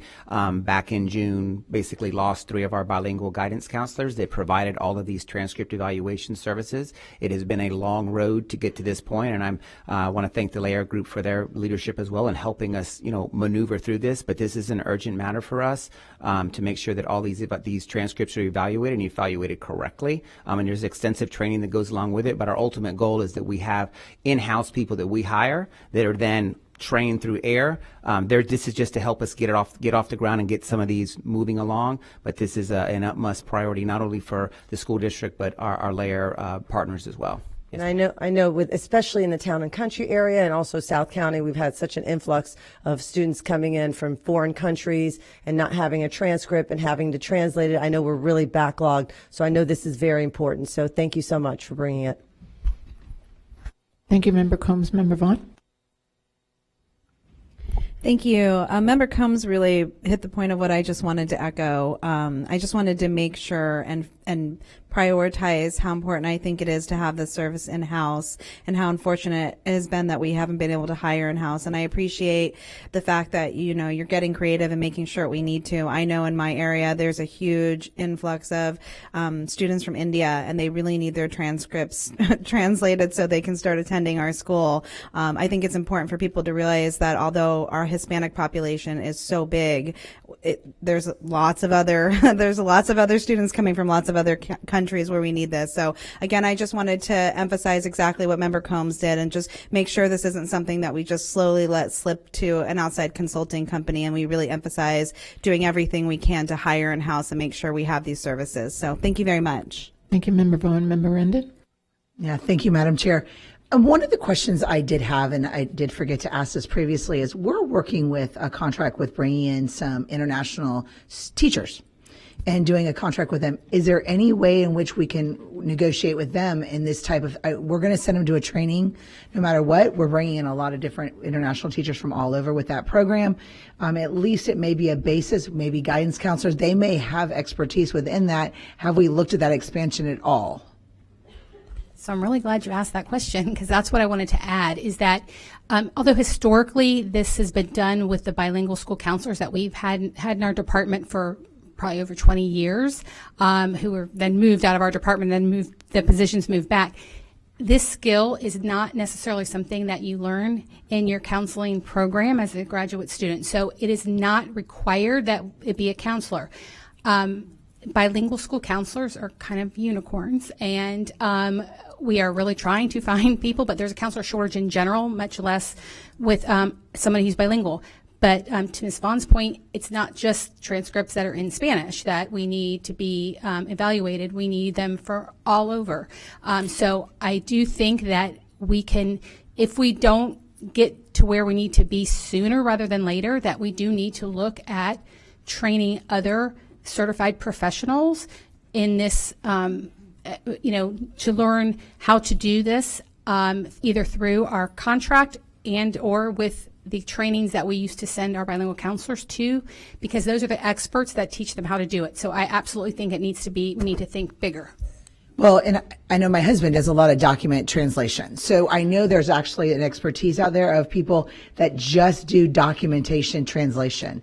So, but again, we've got to have that school piece to it too. So again, whatever we can do to get as creative as possible. And like I said, we already have a contract out that we're bringing in international teachers. To me, that's a place we could start to maybe have international people that are professional in that to be able to bring in that. It's another contract we've already got going and a relationship we already have. So thank you. Thank you, Member Rendon. Seeing no other comments, please vote when your light appears. And it passes unanimously. Next item is 601, budget amendments for the period ending January 31st, 2024, and 602, annual comprehensive financial report for fiscal year ending June 30th, 2023. Superintendent Ayers will highlight these items. I'm going to throw this over to our Chief Financial Officer, Ms. Johnson, but we're going to take 601 and 602, put them together, and then I'm sure we'll get to vote on both items at the same time. So the appropriate motion would be approval of 601 and 602. Okay.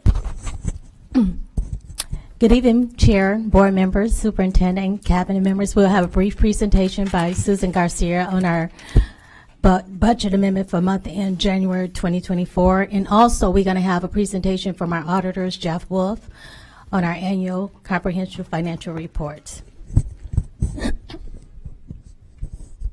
Good evening, board members, Superintendent Ayers. For the month of January, there were no changes to the budget. We're still projecting at the end of January a $336 million ending fund balance.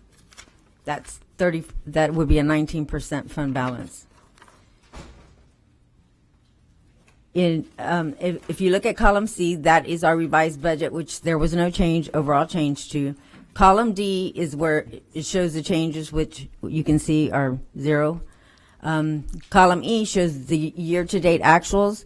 So as of the end of January, we have received $1.6 million in revenue, and we have spent $898,000.2 in expenditures.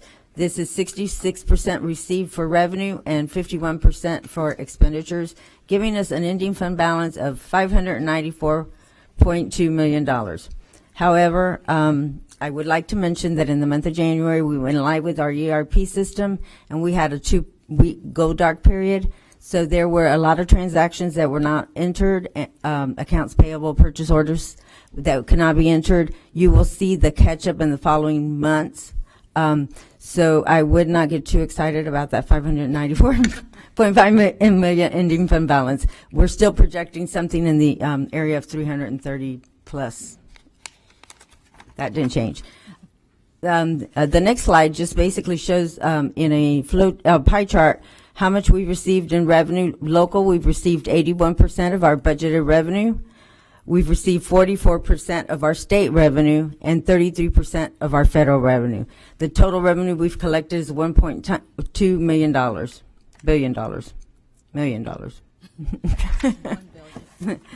Okay. The next slide shows the expenditures, and we're really on target for this time of the fiscal year. Salaries are 55% expended. Employee benefits, 51%. I'm not going to read them all to you, obviously.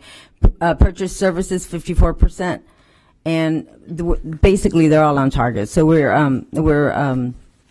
right on target for that $336 million ending fund balance. The next slide is our cash slide, and the shape just never changes. It's still that bell shape.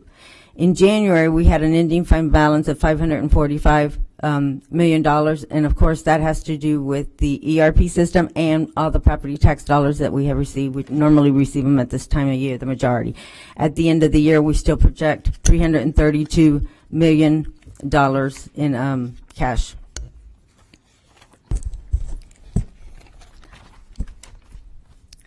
Board members, I'd like to share with you that we will have our bonds have got upgraded.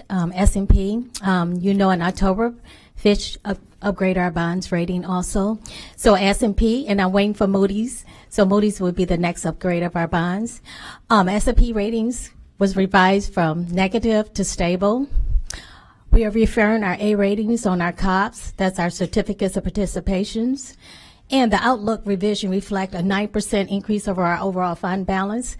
And some other credit factors that highlight is that we're growing economic base in Tampa and St. Pete area. We're growing. Adequate financial management environment. I credit that to my team. And standard policies and procedures are in place also. Low debt service carrying. So, we're paying our debt. Our debt is, we're not going out for debt service because we have the 0.5% sales tax. Even though they do consider the appointment of a new superintendent, our management team is stable because our finance team has not changed in the last 3 years. We are continue to be forward-looking. We're always looking to do multi-budgets and assumptions. We're very conservative in our consumption when we're building the budget. Multi-year operating forecast. We have a 5-year capital improvement plan that comes from the operations side of the house.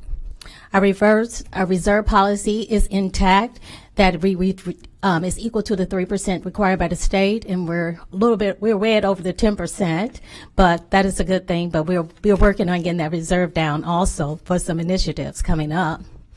And we're increasing being conservatives with our budget assumption. So we're looking at our enrollment, our students, and everything, so we can project within the revenue that we receive as well as the expenditures that we have. So that's the update for our part, and I'd like to introduce Jeff Wolf, and he will be going over our financial auditor.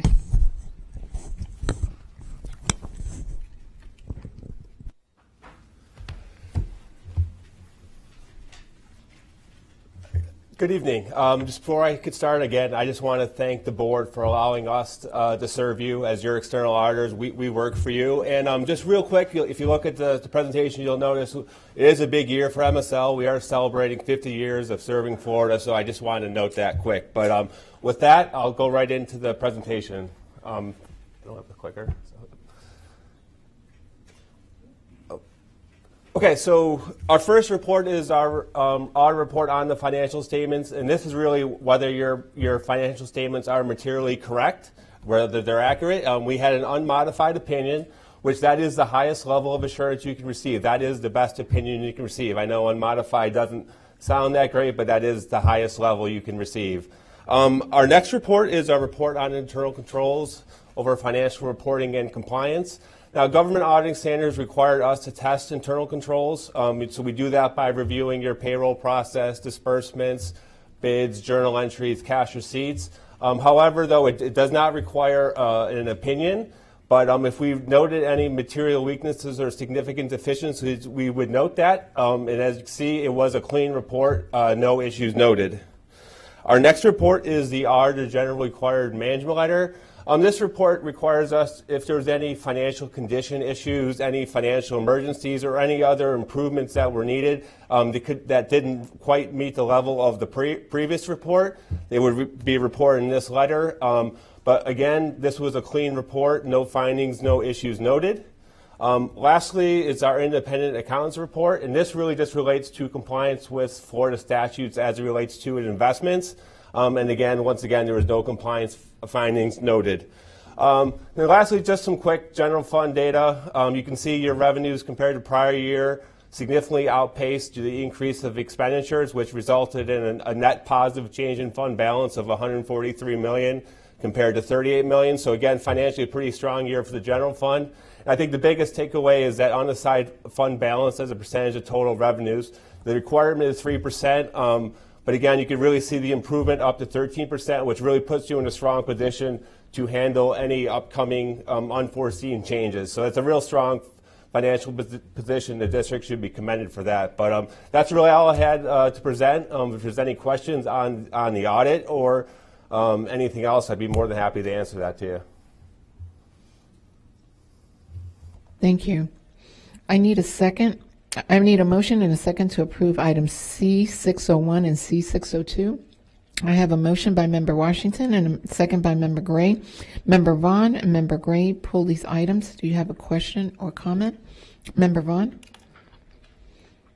Thank you. No, first of all, I appreciate your report. That's great news. I appreciate all the reports. I anticipate the next few months we'll have a lot more discussion about the budget amendments once our system catches up and we start getting more information about our last count. But mostly I pull it for informational purposes. So thank you. Thank you, Member Vaughn. Member Gray? Thank you, Madam Chair. The news is very, very welcome, and it's good news. And I have to say, having the A rating is a big breath of fresh air because interest rates will be lower and all kinds of the magnificent results. I want to thank the team, especially Ms. Johnson, Susie Garcia, Stephanie Heaton, and a host of others. I think you all have a 5-member team. And yet your team was mentioned as part of the stability of this district. You did a wonderful job. The other news, and this is flipping the news a little bit. So when we look at the report, we're looking at a $60 million possible loss of FTE. You're projecting that. This is a different subject. I'm sorry. And because of that is possibly going to affect, obviously, the fund balance. And Superintendent Van Ayers, when we look at the projected, and we're right near, let's see, February, we're looking at March, April, we're getting near to where we do unit allocation, and those kinds of nuances begin very soon. So my question, and really it's for the public, and I'm bragging on our financial team, but I think the public is asking for how are we going to do with this HB1? The reality now is coming forth perhaps next year. Homeschool is in the paper. When we are, this Hillsborough County is one of the highest amount of homeschool educated, parents are doing that, much more. And the Family Empower Scholarship and all the others, we're really seeing this drying up. So the loss of revenue, how are we going to handle this the following year in terms of that? Well, just it's important to note that our staff that we build for next year is built upon our projection of our number of students. So yeah, the state is predicting a loss of enrollment. I still don't believe that we're going to have the loss of enrollment that they predict, but just remind, so with the place we're in right now is with our projection is we look at our district and look at each of our schools and we place units out there at sites based upon the projections that we feel that they'll be at. So even if we do have a loss of enrollment, slight loss of enrollment, please know that our units team is building our staff of people that are around to support schools based on those numbers of students. So it's not like we're going to have, we're going to build a staff in the district around 200,000 students when we only have, 180,000. We build it on what we project it to be, and then when the fifth day comes out, that's when we balance that out. So we have a process in place to ensure if there is some loss of enrollment, which we'll see when we get to, August of next year, what that loss is, if any. But know that our enrollment projections, the staff that we have in each of our sites are built upon the projections that we feel. Now, what's the unknown for this year, and I just spoke to principals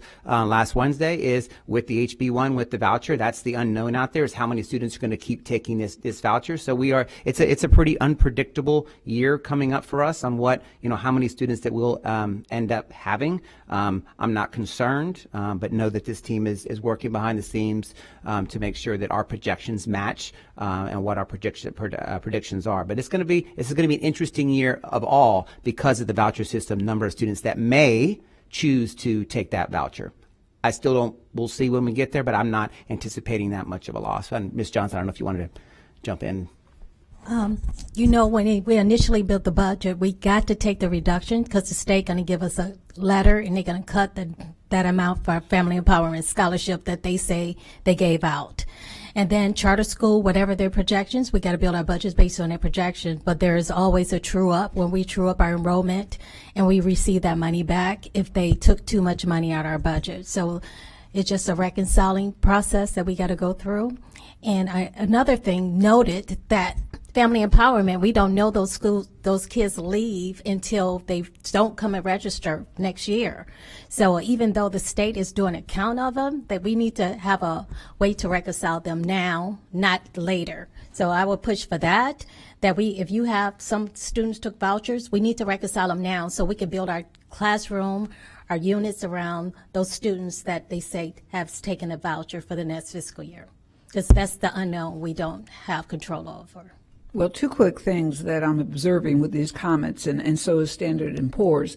They need to hear, Superintendent Van Ayers, what you just said, because what your articulation is saying, that we have this under control, and we know there's variables that will affect it, but we already projected. That gives the bonding agencies more confidence in not only your leadership, but the board's leadership. And this, we are planning ahead, but we're not the only district. Obviously, other districts will be impacted as well. So, and one of the things too, I think, and we mentioned, we put it on the suspended agenda, just so you know, it's all over in the papers, the absenteeism is huge, and that creates a lot of the loss of FTE in its own right. So we're working on that. And the more I think that we share this to the public, the better the security that they'll feel in our district being financially sound. So thank you. Thank you, Member Gray. Member Rendon? Yes. May I clarify the 60 million loss of revenue? Is that based upon what they're automatically pulling out for the base of charter? No, family empowerment. When they state that 10,000 students from Hillsborough County is taking the voucher, they will allocate us based on our total count, which is Correct. they give us a total count. That's all the students that in Hillsborough County district, and then they'll do a reduction immediately off our family. Our FEFP will be reduced by that amount. Correct. However, we will still get an FTE count for the students that are currently enrolled, correct? But our projection showing that, based on their projection and the model that we chose, it shows that we're losing students to family empowerment. So that's a reduction of like 7,000 students to Hillsborough. So that's where we would get funded. And So are that's you saying today we are 7,000 students short than we were last year? I'm not saying today. Okay, that's what I want to make sure we have this clarification, because we're doing an estimate, and family empowerment are many times students that are already been in homeschool, that are already in private school. So I want to make sure that we're making it very clear to the public that we are not losing students in Hillsborough County schools to this HB1. These are choices that families have to make a choice if they choose to that. Also, although HB1 is expanded, I am well aware of that from the legislature, and they've expanded their funding, they've not had to turn anyone away in this past year for the HP1 and the Empowerment Family and Empowerment Scholarship, to a point in which they've actually empowered and given more, but they never had to turn anyone away. So the thought that we're going to lose a ton more students, I want to make it very clear that we've not lost students. There's a revenue based. Am I correct? We haven't lost students currently this fiscal year. Thank you. But based on our projections, the state is projecting that we're going to lose 7,000 of our students to family empowerment scholarship. Again, let's make it very clear that we have already had HB1 and the Family Empowerment Scholarship this current school year. Yes. So although the state could be predicting that it could grow, our system and our district, the third largest in the state of Florida, has not lost a massive amount of students to HB1. I do not want to give a false narrative here. I want to make it very clear that our teachers, our administrators, every member of the staff of Hillsborough County is doing what they need to do, because we've got great schools here, and HB1 has not affected the students currently this year when you were able to apply and able to go. I want to make sure that this is a projection, not a reality. That is correct. Thank you, Member Rendon. No other comments? Please vote when your light appears.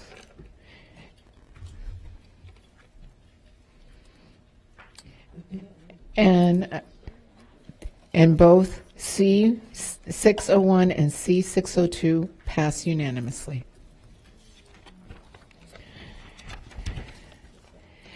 Now, item 702, approve the contract between School Board of Hillsborough County, Florida and the Skyway Bridge Run Incorporated to provide buses for the Skyway 10K race on March 3rd, 2024. This, Superintendent will highlight this item. Thank you, Madam Chair. And this is an agenda item that I'm sure all of the board members are familiar with, as we've had this agenda item before. This is an agreement for transportation services between the Hillsborough County Public Schools and the Skyway Bridge Run. The school district will provide buses and drivers to transport the runners of the Skyway 10K race, and that's on March 3rd of this year. The Skyway Bridge Run will pay the school district for the use of the buses and drivers, as stated in the agreement. This race is a charity event that raises money for the Armed Forces Families Foundation. This provides Hillsborough County Public Schools transportation services an opportunity as well to give community support back, and that is 702. Thank you, Superintendent. I need a motion and a second to approve item C702. I have a motion by Member Washington and a second by Member Combs. Member Gray, you pulled this item. Do you have any questions or comments? Yes, thank you, Madam Chair. I just want to thank the bus drivers again. This race starts, I have to be there around 4 o'clock in the morning. So it starts early. The bus drivers just they're volunteering. I know they're getting stipends, but it takes a lot of buses. I mean, scores of buses. So I just want to thank publicly our wonderful bus drivers for doing this magnificent lift for the military. It's a great cause, and that's why I pulled it. Thank you, bus drivers. Thank you, Member Gray. Seeing no further comments, please vote when your lights appear. And the item passes unanimously. Next item, 705, approve the third amendment between the School Board of Hillsborough County and Cello Partnerships, doing business as Verizon Wireless Operations. Superintendent Ayers will highlight this item. Thank you, Madam Chair. Last agenda item this evening. The school board has maintained a site lease for a telecommunications tower at Benito Middle School since 2000. The site lease is set to expire in November of 2025. The proposed third amendment will allow the existing telecommunications tower to remain on property until November 12, 2030. After execution of this amended lease, the school board will receive a one-time payment of $30,000 in addition to monthly lease payments. The approximate annual rent in 2022 is $31,482, an increase of $39,000 on November 13th, 2023. The lease includes a 3% escalator that over the term of the lease will generate $964,313 for the school district. Thank you, Superintendent Ayers. I need a motion and a second to approve item C, 705. I have a motion by Member Washington and a second by Member Gray. Member Vaughn and Member Gray pulled this item. Do you have any questions or comments? Member Vaughn? Thank you. Mine is very simple. I have this question every single time this item comes up, and I just want to clarify and make sure that we're having this discussion publicly. While I appreciate the fees of using this land, how it goes towards our schools, I want to make sure that these giant telecommunication devices next to our schools are not dangerous, are not causing an issue, are not causing cancer, and that we don't have any concerns about that. We fully vetted it. I know we've talked about the research and the data, and I just want to get on the record again every time that these are safe to put in the backyards of our schools. Yes, ma'am. That is the data that we've gotten back from the vendors and from the people that we've talked to, is that it is safe to do that. Okay, thank you.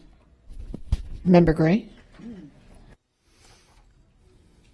Thank you, Madam Chair. I have nothing more to add. I had all the questions answered. Thank you. Thank you. Seeing no further comments, please vote when your lights appear.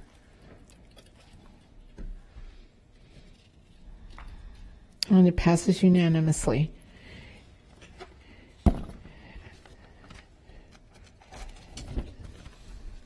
We will move to into superintendent's comments. Superintendent? Yeah. Do we want to do employee input? We do have, I do have an extensive, do we need to wait till 6? If we want to do it, do we have any employee input? Yes. We have one. Just to get them, so I do have some, I'm sorry. We will now. Just Rob. Yeah. You We will and now. Rob. We will now. We will now take employee input. Even though we hear public comment at the beginning of the meeting, it is sometimes difficult for employees of our district to attend meetings at 4. There are many ways for employees to make their voices heard, including through union representatives, emails, phone calls, one-on-one conversations, and public comment at the beginning of the meeting. The board wants to hear from you. With this section of our agenda, we are creating another avenue for employees to speak to the board, and we are setting aside 30 minutes for employees of the district to speak to the board about any issues that are on your mind. It is not intended to be a discussion about specific agenda items on tonight's agenda, but rather an opportunity for you to speak to the board about any issues related to your job or the district. Each speaker will have 3 minutes. I now call Rob. Rob. Well, thank you. Hey, good evening, Rob Creed, CTA. Talking with our members, and I've talked a lot about this here. The biggest concern that we have out at the sites are our vacancies. It puts more pressure on those that are doing the work, and everybody wants to do everything they can to help meet the needs of the kids.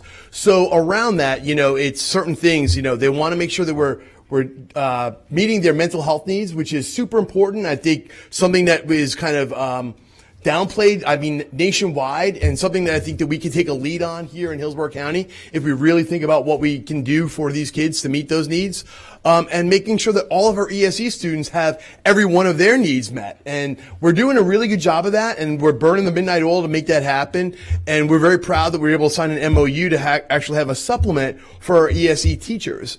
We've brought one to the district now to actually look at those ESPs that are working with our ESE students. So we ask that you guys kind of consider that, and potentially we can look at some of those non-recurring funds that we're holding in great masses right now to make that happen. So that's something that we ask you to look at. But again, we want to collaborate on all of these things, try to figure out what we can do around the vacancies, and continue to find every possible way to meet all of the great needs of these students. So thank you guys, and thank you, Superintendent. Thank you. Now for superintendent comments. Thank you very much.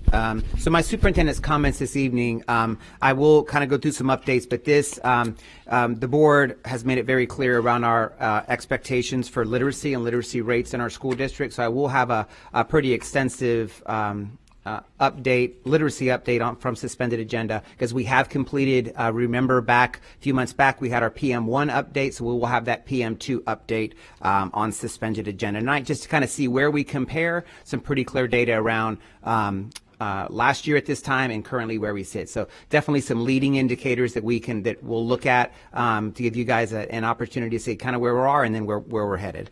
Before we do that, a 10-day Ready for Kindergarten event. Next week, February 26th through March 1st, we'll be kicking off our district-wide kindergarten readiness campaign. Schools will begin hosting open houses for families with a child headed kindergarten during the 24-25 school year. This year, our partner, Florida Prepaid, will randomly awarding 2-year college plan scholarships, each valued at approximately $8,000 to families that register and attend a kindergarten open house event. For more details on open houses, family resources, and steps for enrollment, please visit signupforkindergarten.com. Very exciting event. And also coming up, it will be our third annual. It's our Race for Education. Is right around the corner. Runners and walkers of all ages and fitness levels are invited to join us on Saturday, April 6th, and that'll be at the same site again over at Blake High School. And I encourage all of our district employees, everyone out there in our community. I think you have a flyer as well on your desk. This is really a great morning that we all get together. And registration includes a swag bag with a race day bib, freebies from our partners in education, t-shirt, finisher medal. So for more details,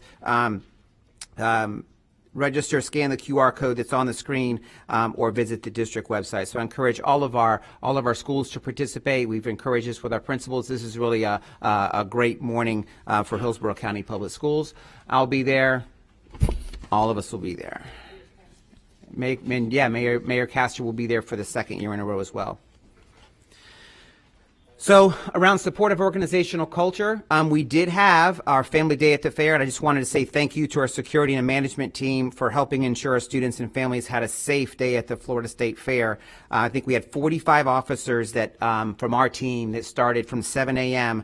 to 11 p.m. And Mr. Farkas, I know you want to give a shout out to your team for all their work at the Family Day at the Fair. I did. It can be a long day out there. The 45 officers that are there are important, but it's also our partnership with Chad Chronister and the Sheriff's Department to making sure that it's a safe environment. Yes, there's always a few kids that have to be ejected, but we've tried to make it safe, and I just wanted to give a shout out to the guys that are out there all day. And it's not just on the Friday. They go out there on a regular basis, but the Sheriff's Department and the partnership with Sheriff Chronister are an important part of keeping our kids safe. So I just wanted to give a shout out to the guys that were out there having fun, and the support staff that came and brought them food, because what else would you need at the State Fair but more food? Right. So but it was a great event, and I want to thank all of them. Yeah, great day, the Family Day at the Fair, and luckily they got the weather came in on Saturday and Sunday, so luckily we had a nice day at the fair on Friday. The Gaither Stampede. District staff celebrated and cheered on over 400 Special Olympic student athletes during the Gaither Stampede. Students from 18 schools participated in a variety of track and field events. It's absolutely incredible to see this tradition in its 27th year, which is a testament to the dedication of our schools and community in supporting our students. Did want to give a special thank you to Principal Morrill over at Gaither for his team for doing an outstanding job. And coming up, we'll also have the Incredibles taking place this Friday at Bloomingdale. And then on March 1st, for the first time, Plant and Jefferson are partnering up, and thank you, Ms. Rendon, for your help in getting a third site. We normally have our Bloomingdale site in Gaither. This year, working with Ms. Rendon, we've kind of, she has really taken this. We've got a third school, so Jefferson will be there, and that one's on March 1st. So Incredibles is this Friday, and then March 1st is over at Jefferson.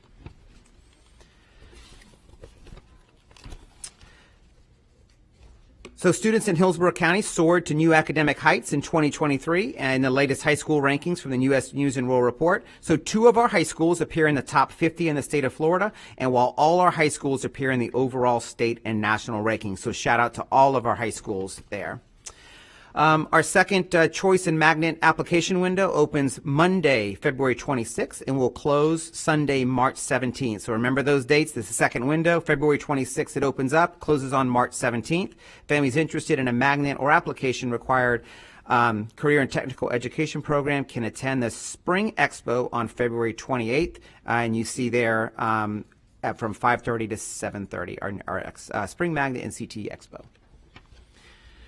Library Media Services recently added Ursula K. Odom's book, African Americans of Tampa, to every library media collection in HCPS. On January 29th, Miss Odom stopped by Lomax Elementary to meet with a group of 5th graders who previously read through their books and were curious about the images of their school found within the text. Miss Odom made connections with the students regarding those images and the people in them. Students were also inspired to connect with family members and ask questions about their own history.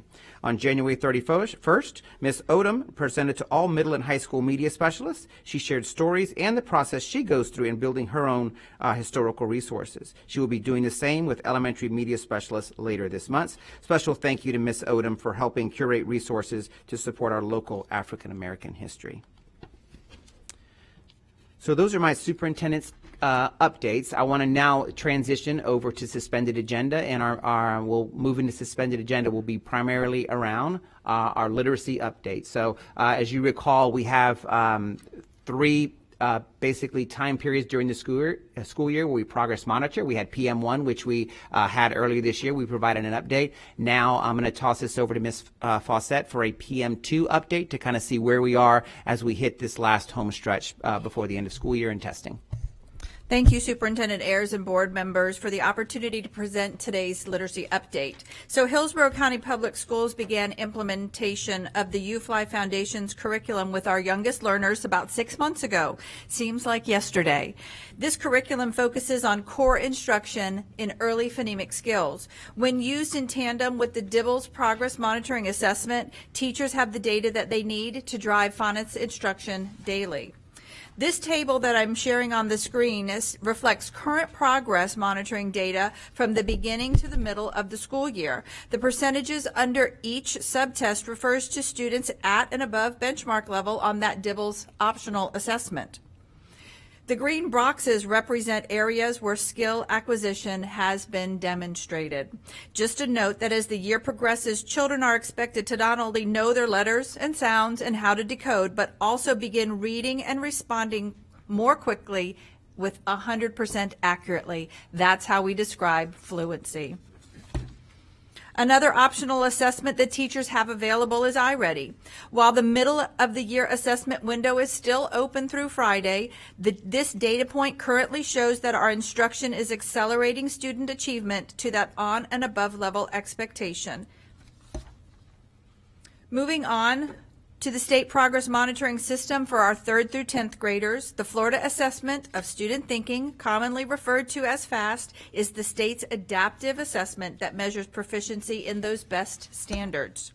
So just like with my first literacy update in November, I'm sharing that big picture of our students' progress this year compared to student progress last year at this same point in time. So when looking at this chart, a reminder that our progress monitoring assessments measure end of year expectations, on grade level expectations. So at across the top, when you see the number 22, that refers to last school year. And when you see the number 23, that refers to this school year. So to correctly interpret this data, look at the number circled in yellow.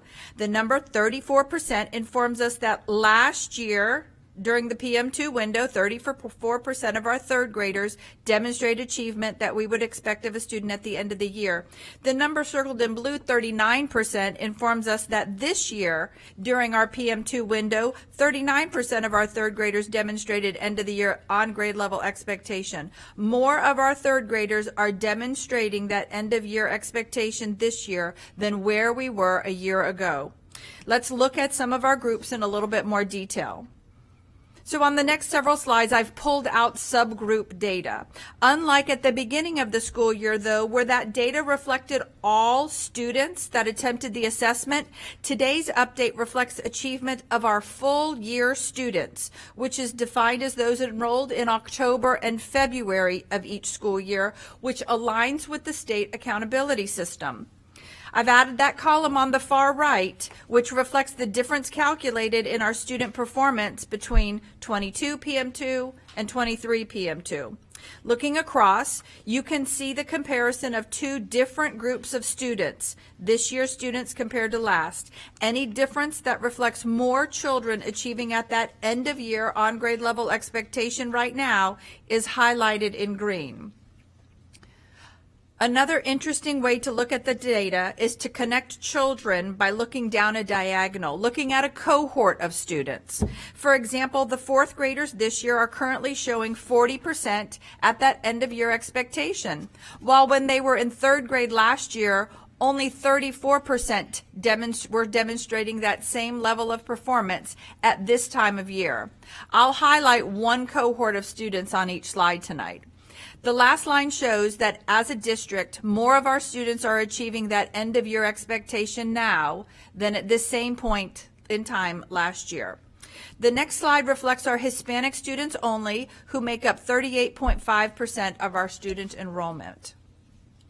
So just like with the previous slide, this table shows the comparative performance of our Hispanic students from 22 PM2 to 23 PM2. 4 of our 8 grade levels are performing better than last year's students at this point in time, with 2 grade levels performing at the same rate.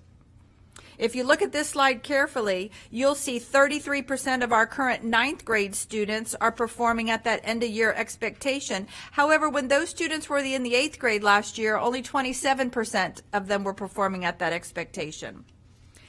The next slide shows our white students, who make up 29.4% of our population. This table shows the comparative data from 22 PM2 to 23 PM2.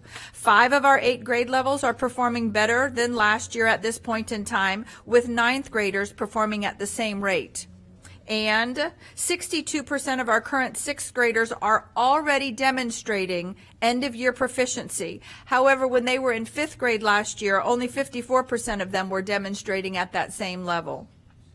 The next slide details the progress of our black students, who make up 20.6% of our student enrollment. And as you can see here, 7 of our 8 grade levels are performing better than last year at this point in time. And like the previous slide, if we look at the current performance of our 4th graders, 28% are at that end of year expectation right now, yet while they were in 3rd grade at the same point in time, only 21% of the students were at that end of year expectation. And slide 11 shows the progress of our students with disabilities. 15.5% of the students in Hillsborough County are identified in this subgroup. This group of students across all grade levels 3 through 10 are showing stronger performance on this mid-year measure compared to last year's students. And I've highlighted the current 9th graders, where currently 22% of students are performing at that end of year expectation, where last year in 8th grade at this point in time, only 10% of those students were showing that end of year expectation. And our English language learners are up next. So it's important to pause for a moment just before we look at the data to remember which students are included in this subgroup. Any student classified as LY is included in the ELL group, and this slide details the descriptors of the different classifications. Identified students range from our non-English speaking students to those that understand and speak English but still read and write in English with varying degrees of proficiency. Once students meet those on-grade level expectations, they are exited from their LY status and simultaneously removed from this subgroup. Currently, ELL students make up 11.3% of our student population. Let's look at that data now. So currently, in 7 of the 8 grade levels assessed by the FAST, students are showing higher proficiency rates compared to last year at this time. And one last highlight of our 10th graders this year compared to where they were performing last school year. So most of the data I just shared shows positive movement towards that end of year expectation. And we must celebrate these successes with our teachers and with our students. And we must quickly refine and refocus our efforts to ensure that all of our students continue to attain the skills they need to be successful. So what are we doing now? So our elementary and middle school principals are working with teachers to ensure a continued strong focus on our Tier 1 instruction, which impacts every student every day. At last week's principals meeting, Deirdre Welch, our Executive Director for Assessment, reviewed all of the PM2 data with principals, and through collaborative efforts, the Academic Services team, region superintendents, and school-based leadership teams are making necessary instructional pivots. Additionally, the superintendent and identified cabinet members met the first week of February with the principal and region superintendent from 30 schools to determine if any additional support are currently required. And finally, schools are taking advantage of additional dollars to provide after-school and Saturday instructional tutoring sessions for students. And finally, an update towards our high school students, specifically our juniors and seniors, in meeting their reading benchmark for graduation. The chart on this slide shows the percentage of seniors across all of our high schools, traditional, charter, ESE centers, and alternative sites that met the reading benchmark last February, 81%, compared to our current numbers where we're at 88%. We actually received scores this morning from our most recent administration of the Classic Learning Test. However, those results aren't in these numbers tonight. Last year also at this point, I want to highlight that we had 418 students that were early graduates. And this year we have 439 students. Students also have additional opportunities for instruction and benchmark attainment between now and the end of the school year. Our teachers are working so hard with our students and families every day, and I thank them all and everyone who works together every day for the betterment of students in our county. Thank you, Ms. Fawcett. So that is our literacy update on the suspended agenda. I think it's important to remember is that as we look at PM2 to PM2, when we get to PM3, PM3 is school grade. So that is your final, that is when we get to PM3. If you look at an elementary school, for example, they're just going to be, one of the cells is just 3rd grade reading proficiency. If we looked at our 3rd grade numbers up there, they'll just take a school and what percentage of students on PM3 were proficient.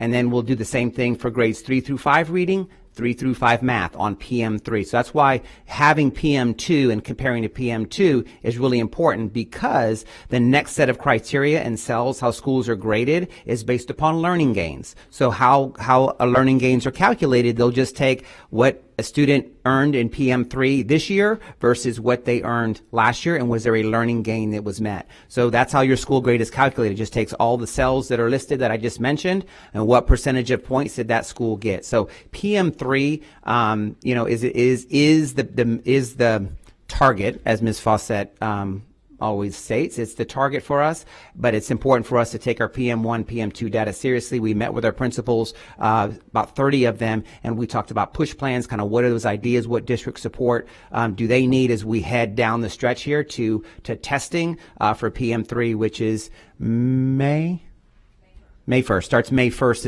is the PM3. So just so the board is clear on that, PM3 testing begins, what is that timeline, either Deidre or Colleen?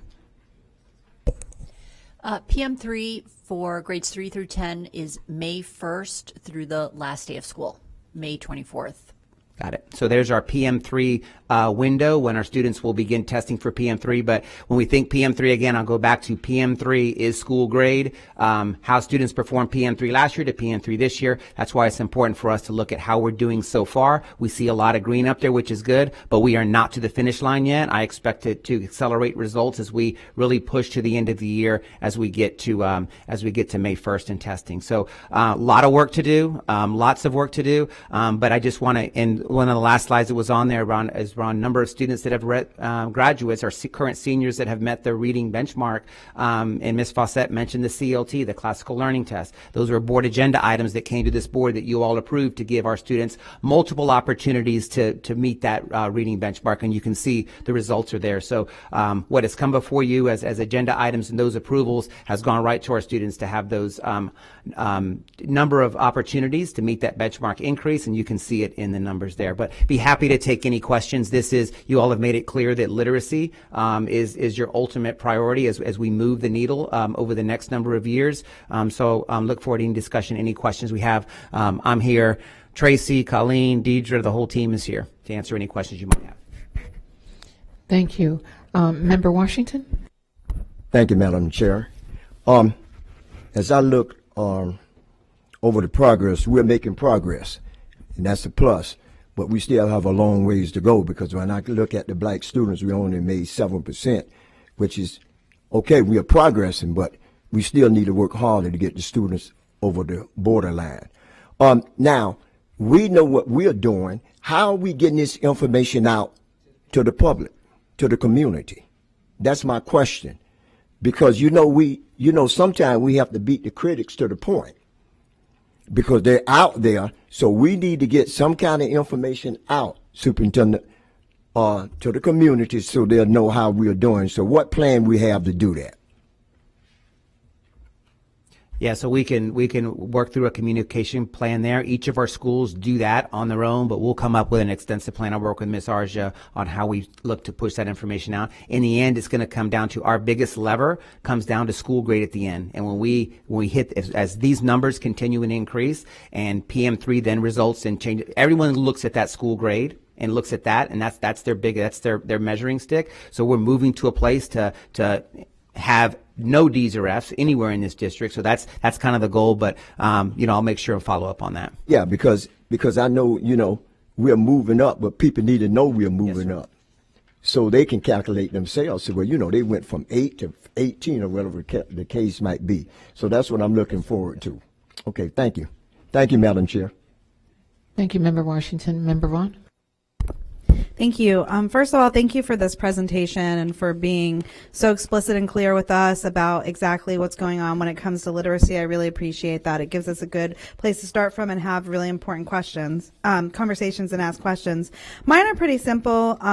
First of all, not to kind of beat a dead horse, but again, when we're looking at our ELL students and we're looking at our Hispanic population, and I know not all of, again, I made this point earlier, not all our ELL students equate to our Hispanic population, but are we moving them out of that too soon? Are we transitioning them out of being ELL students in that category too quickly, and again, expecting them to be proficient on level only after 2 years, when again, we know that's such a huge language acquisition. It takes so much longer than 2 years to be proficient. So when I see this and I look at our ELL data compared to our Hispanic student population, I'm wondering how many students are now identified as our Hispanic students that really should still be identified as ELL and getting those extra supports, because we're transitioning out of that category too quickly. So you don't have to answer that right now, but that's something that, in general, I want to talk about going forward.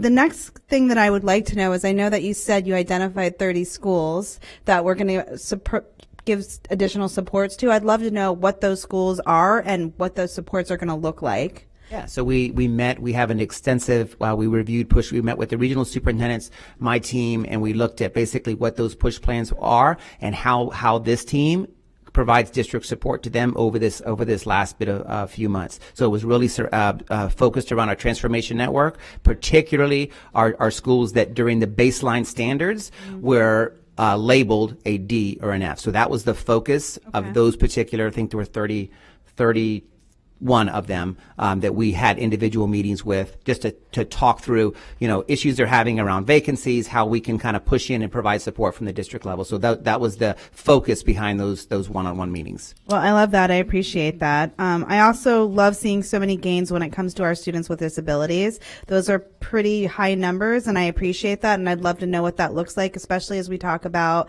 issues getting our ESE department staffed and what we're doing to be successful around that, because that was a pleasant surprise. And then finally, it's not something, again, that we need to talk about right now, because I know my fellow board members have a lot of questions around this data. But in general, I've had a lot of concerns about the adaptive test and whether or not it's giving students who might be stronger in one area, if they're not tested with that first, the opportunity to really demonstrate that. So if there's a student who's taking the math portion and they're not good, let's say, in spatial awareness, and the first set of questions are in spatial awareness, and they do poorly on spatial awareness, but they do really well on fractions, are they ever going to get to those high level fraction questions to be able to demonstrate that they're good at that if it's all kind of tied together and the subject that they get first in math is not one they do well with? And so I've had parents ask me questions about that as far as how the test is adaptive and if we're really able to kind of capture all those different strengths when it comes to math if they start off, or anywhere where they start off with something that's not really their strong point. So again, not something that I need to answer now, but I'd love to learn more about that so I can help our families as they navigate and our administrators navigate this new test and give them the support that they need. Thank you. Thank you, Member Vaughn. Member Combs? I wanted to make a couple comments. I know that when I go out to my schools often, I see how hard the area superintendents are working with the principals to really identify down to how many students need to move, where they need to move, like all those walls that I'm seeing. Every school that I go to, I'm really seeing it go down to the grade level. How many students need to move, where are they stuck, where were they last year, where they need to go. So I just want to commend, I know how hard people are working, very, very hard on that. So I want to commend that. Also, just continue to talk about our ELL students. When you look at almost 40% of our students, and it was really interesting in the forum the other day that the students, without even being prompt to talk about it, the middle school and the high school students all talked about in the forum how they were concerned, are the ELL students getting the support that they need, because there's so many students coming in, and how they're maybe sitting there not understanding things, sitting there in the classroom. Because unlike years ago where you had so many young children moving here, now you're having a lot of middle school and high school students. So I really implore this board and superintendent to keep looking at the number of ELL. When you look at ESE moving up so high, is because ESE gets a lot of support. We need to continue supporting these ELL students and thinking outside the box of, dual language programs, or how we can support them online. I know that our new screens have that bilingual, and making sure that teachers are trained to use that, because when kids are sitting there in the classroom and they don't understand what happens, either they sit quietly or they start disrupting class. But I think those ELL students are really going to impact us. And then a couple things. I think one area that I would love to see the detail in, and I know over and over we need to more strengthen, is in the science, and that is literacy. But when you look at closely at some of our grades that could have moved up, but sometimes the science part is an area that we need a little more help with, and obviously that goes with literacy. Because when you look at last year when I really analyzed and I dug deep into our scores, I saw often it was the science scores that impacted us. And I also want to not forget these high level students, because we focus often on the very low level students, that the higher level students also need to make gains, and we need to focus on those students as well, pulling them out, promoting gifted, because those are easy areas of science and also the high level that if we kind of just focus on just the lower level students, I think we often miss the mark on where we can ensure that our schools really are kind of where you're seeing the entire picture instead of just the lowest level picture. So I think that's important. But I do think very hard, I see our principals, I see our APs working, I see everybody working very hard and identifying from the classroom which children, have to move up, what level. It's really, really deep, and I appreciate that. But I would also I'd love to see science. Of course, math is important, but usually our students tend to do well with math, although math has become so heavy on word problems. Unlike 5 years ago, there's so many word problems, so some of our students are impacted that way as well. So just kind of, I'd love to see all the data and go, but thank you for all your hard work, and thank your team as well. Thank you. Thank you for adding the science as I kind of went through the cells of elementary. So grade science, board members, grade 5 is one cell that that is incorporated into school grades. So as we mentioned, all of our reading proficiency, math proficiency, and then within that, all of the learning gains and bottom quartile learning gain. You have 3rd grade reading proficiency, and then you have one additional cell, which is 5th grade science proficiency there. So that is a component. As we had a lot of our discussions in our principal meetings, that was an area that came up where they lost some points because it is one grade level and did lose points that, and ends up moving them, from, one grade to the next. So thank you for mentioning that. I failed to mention. Thank you. Thank you, Member Combs. Member Gray? Yeah, I was going to go through my highlights, but I'm going to go make the remarks. What a great job. What a comprehensive job. I know that Superintendent Van Ayers, myself, and Member Combs, we went to the State of the Region, and we had, it was an announcement that area education, Bay Area education, which needs improvement, literacy, reading on level by the 3rd grade. Now that's compared to 19 other regions, us being 20. But anyway, it is a huge, let's just say, lift that we have to do. Now, one of the things I'm hearing board members make suggestions, I was thinking too, we used to do measurements not only in literacy but in numeracy. And I'm not so sure we should not do that. I mean, that's kind of extra work, but in a way, that's another variable that affects the scores. Did you want to say something, Ben? Yeah, go ahead. Clarity on what you mean by numeracy in terms of the math. Math, yeah. Yeah. We can get that PM2 data to you as well, so we do have that data as well. This one was particularly kind of focused around reading, but definitely Yes. I think that would be something that should be shared. And the other suggestion I was hearing from Member Combs about the ELL, certain schools have a high concentration of ELL, and so what happens is their scores may be lower. And I think when we look at those particular schools, and there are many, we need to also know the remedy. In other words, are we building equity by teachers that are focusing, or paras, that are focusing on that instruction to bring them up? I think you all know what I'm saying, because, when we have a large amount of folks, whatever, not Hispanic necessarily, but other countries, if they're in certain schools, then we have to have that piece of equity. So I think that's important. When you start giving statistics and they're going up, and Ms. Fawcett, we want to see the upward trend, but what I want to hear is the why. What did we do to bring that up? And I think that comes with, us being rational human beings and board members that really have to know why. And to Sheikh Washington's point, heck, we need to be bragging about this as much as possible, or at least to a point that we are raising those scores, because what happens to us board members is, what are you doing about those DNF schools? What are you doing about, we get asked that. So then, we can reply, and I asked Tracy Bergman, give me key words to say, but we need to have that handy dandy. So those are just some of, my suggestions. You did a magnificent job. Our teachers are so, powerfully instrumental in having that. But I know you all workers on the ground, you've done tremendous work. And Superintendent Van Ayers, this high caliber measurement and checking per every 3 months, quadrants, quarters, whatever you want to call them, not really quarters, but it's really giving us excitement, because we want to hear that improvement, right? We want to see that. And again, to Sheikh's comment, the public wants to hear it. The parents need to hear it. So anyway, that's my statements, and I guess that's all I'm going to say, and then I'll get into my highlights when permission is granted. Thank you all. Thank you, Member Gray.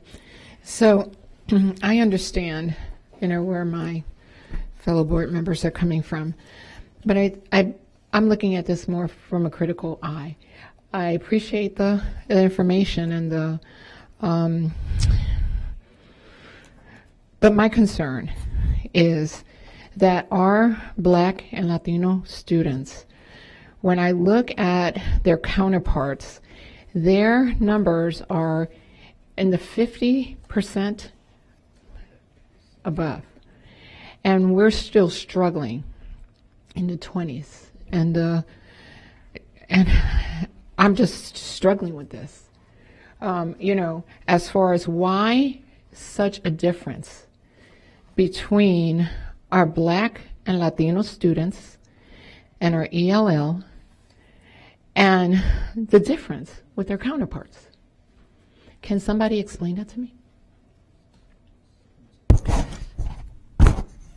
So a lot of that information we were able to gather when we met with those DNF schools with the superintendent and the cabinet. We talked a lot about teacher vacancies at some of our most struggling student schools, working with our most struggling students. So it's a struggle. But the principals came forth with so many different ideas that they have to make sure that there's the most qualified person they can find to be in front of children every day. I call it when I'm talking to them, do you have one of those resident educators, or do you have a sub-a-day where we're calling in somebody and there's a rotation? So that is just something that will continue to be a challenge as we face these workforce issues where our children who need those qualified teachers the most, we don't have them. Okay, so what I'm hearing is teachers prefer to work in schools that are not struggling as opposed to working with students who need the lift.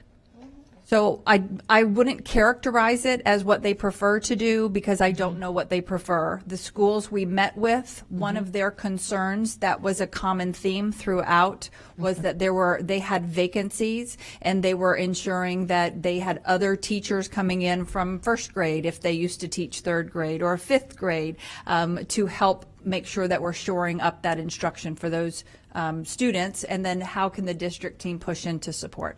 So Superintendent Ayers, how are we supporting these students if we have so many vacancies? Because this is concerning. Right. This is concerning because in 2022, the numbers were still low. In 2023, the numbers were still low. For two ethnicities plus the ELL, the Black and Latino students still require those supports, and they continuously do not receive them. So how we could build all the schools in the world, but if we are not staffing those schools for the students who need, and the numbers indicate that these students need those supports, what are we doing to impact these students' lives to help and put the supports in place for them? So what keeps me up at night when I have vacancies, I think they're around the 400 number right now. So the numbers that we look at here, across the board, a classroom teacher over time is the biggest lever for equity and student achievement, period. When I have schools that have multiple vacancies, and they are what they are, fact is a fact. I have some schools that have 15 vacancies. I have some that have none. Right? So it's for me, it's how do we ensure that all of our schools are have a high quality teacher all the time. So that is the challenge that's in front of me. That is something that keeps me up at night, is having students in classrooms without a high quality teacher. That's our biggest lever. High quality teacher, high quality leader. Those are the two things that we've got to get to a place where we ensure that we have those. Because you can't, when you say what are we doing, you can't remediate yourself to greatness, right? It comes down to day-to-day instruction, what's happening, and when I don't have that high quality teacher in place, I get results like this. The results need to be better. We have seen improvement from 22 to 23, so I hope to see that these numbers continually increase. But I look forward to further conversation around it's the high quality teacher in the classroom over time, every day, and that's our gap right now that we're seeing in some of these numbers. Yes, ma'am. Yeah, because if we put computers in the classroom for these students, it doesn't matter if they can't read, and if they can't engage with what they're doing on the computer, it's not going to matter. We need to have that body, that physical body in that classroom to help our students and uplift our students. Agree. Yes. Okay. Thank you. Is everybody in the queue for their board member count? Okay. Board Member Washington? Okay, thank you, Madam Chair. One of the things that I think we are, and I'm going back to my administrative days, is when we are putting teachers and administrators in transformation schools, are we giving them the training to let them know what they are going into? Because we used to do that some years ago. Because I had training before I went into a couple of schools. So are we still doing that? Yes. Where's Miss McCray? There you are. You want to come on up? Yeah. Because I will tell you, in our meetings when we met with the transformation principals, I could not have been more pleased with the leadership within those schools, number one, Mr. Washington, and then what they are delivering professional development-wise down to their teachers. So, Ms. McCray, if you want to give into other detail. Thank you, Shay. How you doing? So we do have ongoing training with our Transformation Network principals. We have it with our assistant principals. We have it with our teacher leaders that are in the school, as well as our teachers. And so we're constantly training because our teachers have to be skilled, not just in core instruction, but we also have to be skilled in trying to remediate those gaps. So we are constantly providing training and training opportunities in our schools. Good, and also we're having training and discipline going into those schools, because that's one of the problems. You go into the school, you're not, because you might be a great teacher, instructional, academically, but can you handle kids? Can you discipline kids? So that's important too. We're doing that also. Okay, did I get an answer? Did you? Yeah, go ahead. Oh, okay. I'm sorry. Yes, I'm sorry. Yeah, I'm sorry. You were looking at. Will you stop his time, please? Yes, we are doing that also. Yeah. Oh, okay, good. Because from my days going through administration, we had training in academics. We also had training in discipline. Because man, when you get into transformation school, especially a young teacher going to a transformation school, you're in a culture shock. Some teachers left the classroom, left everything on the desk, and never came back. So that training would be very important for us to do that. Okay. I appreciate it. And I thank you for saying that, because, beyond the high quality teacher, high quality leader, it then comes down to student attendance and teacher attendance. So when you talk about discipline, if you're being removed from classroom, losing instructional time, there goes one of your key levers in increasing student achievement. Can I just add a comment to Member Washington? One of the things that we've done over the last couple of years, we just started this maybe about 2 years ago, is that with our interns, we are working with Ms. Bonte in Human Resources. One of the things we recognize is that our vacancies do exist in our Transformation Network school. And so we are now coordinating all interns that are coming through Hillsborough County to have a Transformation Network experience as an intern. And then those interns get one-on-one support with both USF folks as well as our internal staff to check on them, make sure they're doing well. They also get onboarded in training. So that's one of the ways that we're trying to, with our interns, get ahead of that first-year teacher not being ready or prepared. So they are all coming through Transformation Network schools throughout their internship experience. Woo, that's what I like. That was a big change for us. It was good. That's right, it should be. Okay, you're on top of it. I love it. Okay, thank you, Madam Chair. Thank you, Member Washington. Member Gray. Thank you, Madam Chair. Actually, when we talk about effective teachers, getting them, Shay McCray, Dr. Patton, we went over to the mayor, because I've been talking about this for years, and we wanted her partnership to get the affordable housing, they call it a village, this different names, but a teacher village.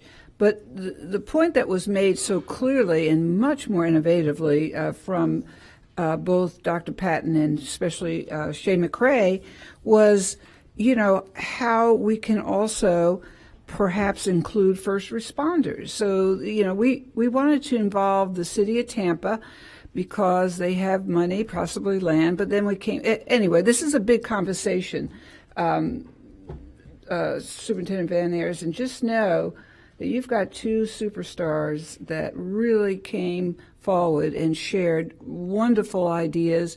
The mayor is interested and we're going to pursue it, and you're going to be at our next meeting with Mr. Farkas. So it's it's not that we don't have the money. We might not get the millage, blah, blah, blah, but we got to be innovative and explore ways.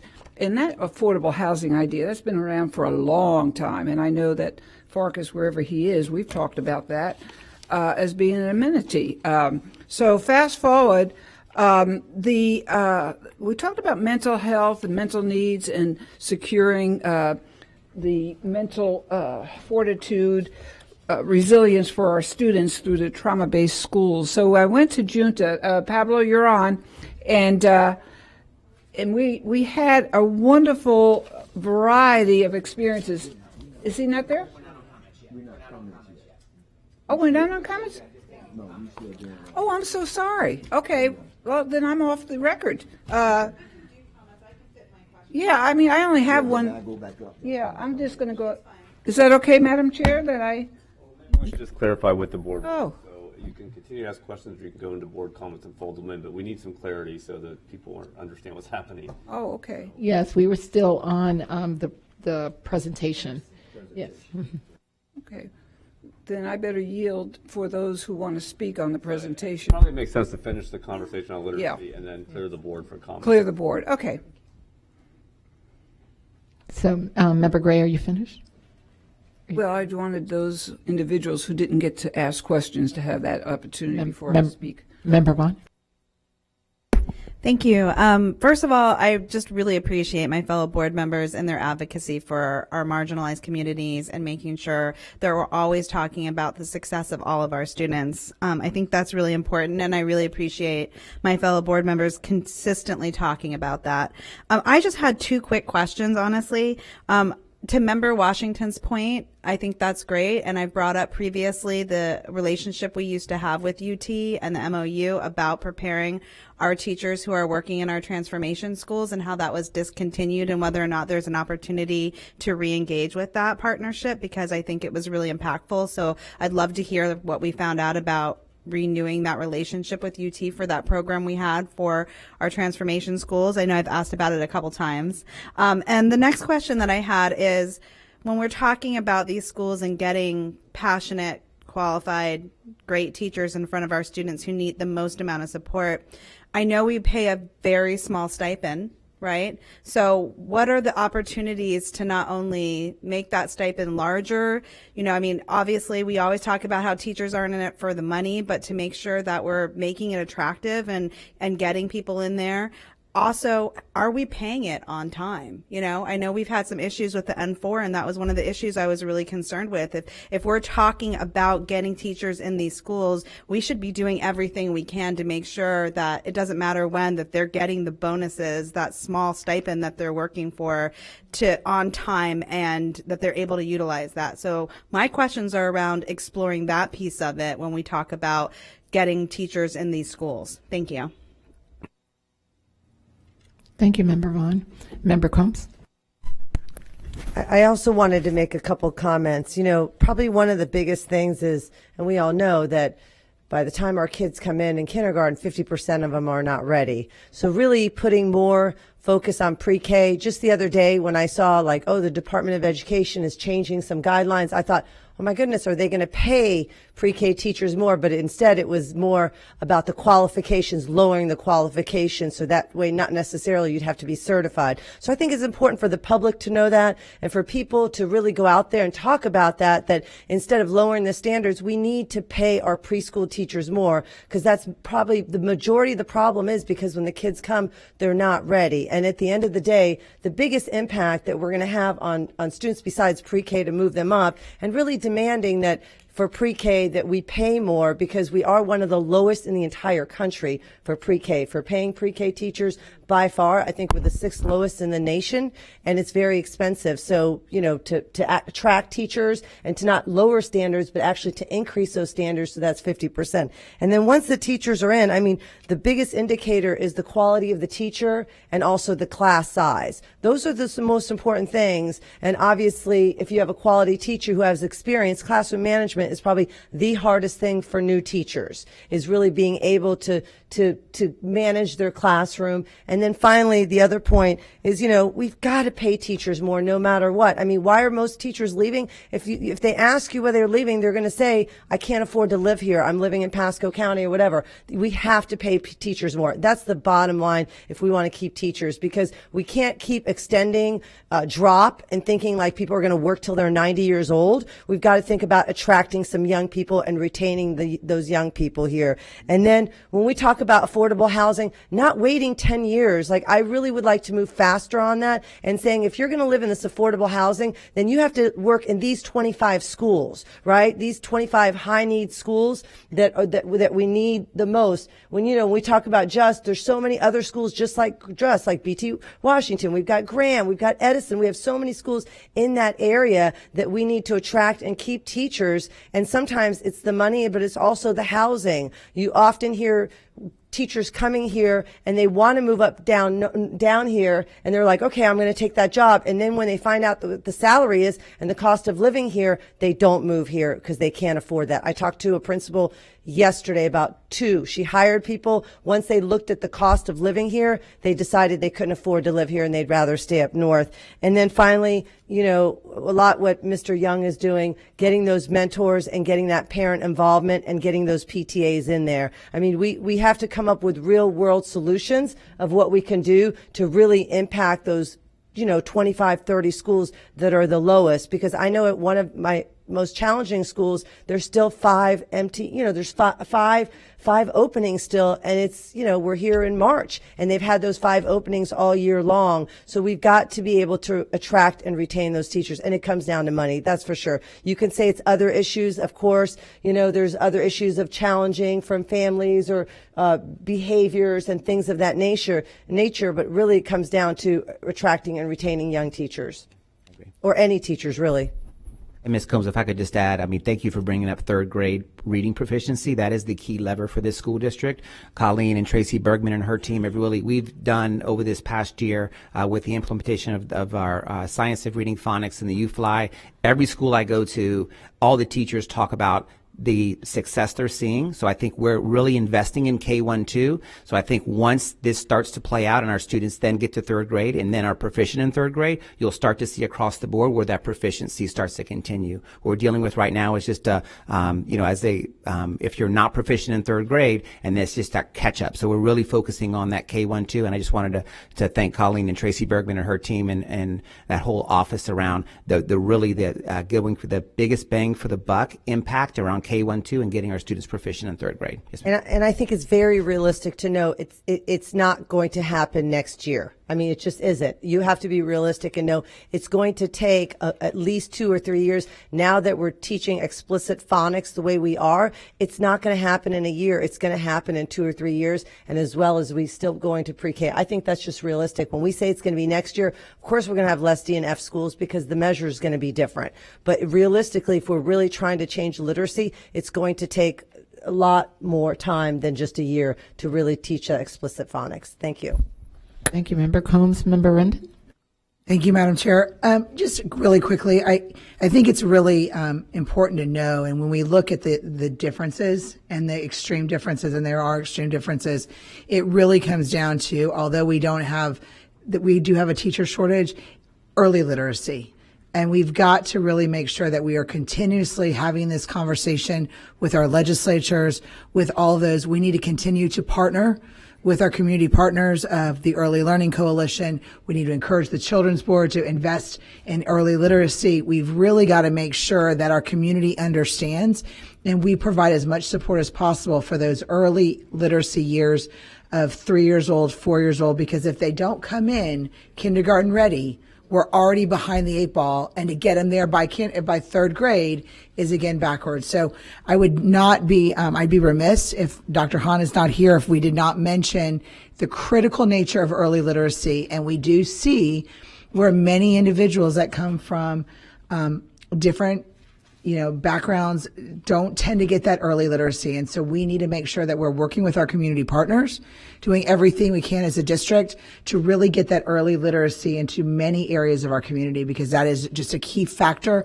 in making that gap smaller. So I think we just need to make sure we account for that as well. Thank you, Member Rundon. Okay. No more comments. Can we now get into board member comments? Okay. Okay. All right. Member Washington? See, we got a lot of people leaving now. Good night. Have a good night. We have to have a little fun, people. We got, But anyway, I'm going to start off saying Harriet Tubman is one of my favorite people. And I love her because she brought the slaves through the train during the train days, underground train. And I always read this because we are still in Black History Month. She said, if you hear the dogs, keep going. If you see the torches in the woods, keep going. If they're shouting after you, keep going. Don't ever stop. Keep going. If you want a taste of freedom, keep going. That's my favorite quote from Harriet Tubman. African American history, read aloud. I was at James Elementary School. I had a great time with the kids. I had the best time with the ESE kids because they wanted to know more about me, my career, than they did reading the book. So we had a great time, and I kept them pretty entertained. Mrs. Jones' class was really nice, really good. The kids were well behaved, and you know how I kept them going? Because I gave them an ice cream party. So they were well behaved, Mr. Porter. They sat there and she couldn't believe it. But when you say ice cream party, most of the time they do. And then I had the opportunity to go to the Future Career Academy at Lewis Elementary School, where we had high school serving. We had King High School, Milton High School, Armwood, and Tampa Bay Tech. We had a police department, the fire department, public works, recreation, library, engineers, community development. And one of the things that I know about is they are preparing and connecting students to the great jobs and training opportunities for their community, which is going to make them successful in their employment. So I want to thank Yvonne Fry and Chris Jago for doing an excellent job. It was really a great event at Lewis. And then on February the 9th, I had the Milton Alumni Breakfast, and they were sponsored by Thurgood Marshall Club. And we had a great breakfast, and we had quite a few people to come out, and we just talked about the old days of Milton High School and the history of that community. Then I moved on to, on the 10th, we had on the 12th, we had the Tampa Bay Sun women pro soccer team kickoff. We had parents at Blake High School. We had parents there. We had the boys and girls soccer teams. We had the band, the drum line. They all came out, and we had quite a few people there to welcome the kickoff. They were really happy. The principal was elated. It was great. You can't say too much more about it. It was fantastic. They were excited to have that kickoff. So they should be starting pretty soon to renovate the stadium. And something new I didn't know, they're going to provide a water taxi to the games. So that should be quite interesting to have. So we're in the process of doing that. And then I'm moving on to WFLA, Black History Town Hall meeting. It was quite interesting. I had an opportunity to be taped by Deanna King from WFLA. We had quite a few at the NAACP. We had quite a few people there, Drista, Lewis, Vieira. And one of the questions I had, a teacher asked me, what did I think about the Black history? And I think many people don't know we do teach Black history in Hillsborough County. We just have benchmarks we have to meet to do that, and we can't we can't talk about. I'm out already? Oh, 29 minutes? Boy, that went fast. Okay. So 30 seconds. So that went great, and I got a chance to do that. So let's celebrate and keep going. And on the 24th of this month, we're going to have the Black History Program at Howard W. Blake. Thank you. Thank you, Member Washington. Member Gray? Thank you, Madam Chair. Yes, the February 24th Black History Brain Bowl over 180 schools, elementary, middle, high school. Thank you. My goodness. This is the HAPSD. And also many of the Thurgood Marshall clubs, and probably all of them will be there. And that's from Fred Hearns. I also want to thank Dr. Beverly for putting a huge Black History Brain Bowl, putting it all together. She has worked tirelessly. Then I wanted to go, real quick before the video, wherever Pablo is, I see you. I wanted to thank Mabry Elementary School, Sherry Frick, wonderful principal, PTA Chris Bridges for hosting the Human Trafficking Student Online Safety event. And we had only about 65, maybe 70 parents, but still it was very, very well done. And on February 29th, which is next week, we have the Middleton events, Student Online Safety Parent Awareness event starting at 5:30, and we want to thank Principal Burton for hosting us at her school, and Alvar Simmons for helping me put this together along with Ken Hart. Now, the mental well-being of children, the trauma-based model for teachers was demonstrated in long length at Junta Middle School. And just to show you some of the photos, if you could show those, Pablo, one at a time, then I can just give a description. Do you have them? Oh, you got them all on one slide. Oh, okay. Well, I was playing ping pong. This is the chill room. And I'm quite good at ping pong, but my granddaughter is catching up to me. So she's 9 years old, so I gotta practice. In the middle, again, this is the chill room. But what happens is we have USF partners with wonderful Liz Tanner, our staff, and Dr. Schwartz from and Mr. Jones from Junta.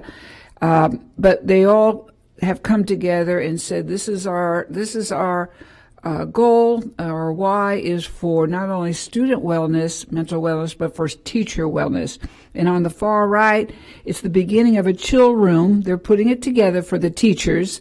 And chill room has a real effect, teachers, because they need to get in a nice, comfortable place to chill out. Then on the bottom left is the PBIS, and that is a huge amount of gifts that USF has contributed, all to make, again, the students to know that they're valued and that their good behavior, their peer mentoring, all has a value and they get rewarded for it. And then on the far right, you have Mr. Tony. Again, this is at Junta. So when the students do comply in a positive way, not only behavior-wise, but help others, help the teachers, they get a class period in the chill room, and there's chess, and obviously you can see ping pong. But the genesis is, and this is Mr. Jones, Superintendent Ayers, Mr. Jones at the principal at Junta? Yeah. Yeah. Young. Oh, Hakeem, yeah. He's doing a wonderful job. I think this is his second year or his first full year. But what a magnificent job he's doing. And the culture of that school has changed wonderfully. So, very in a positive way. But all this is to say, when we put a full fidelity, a program, full fidelity, that everyone buys into, it changes the whole school culture. So very, very happy about that.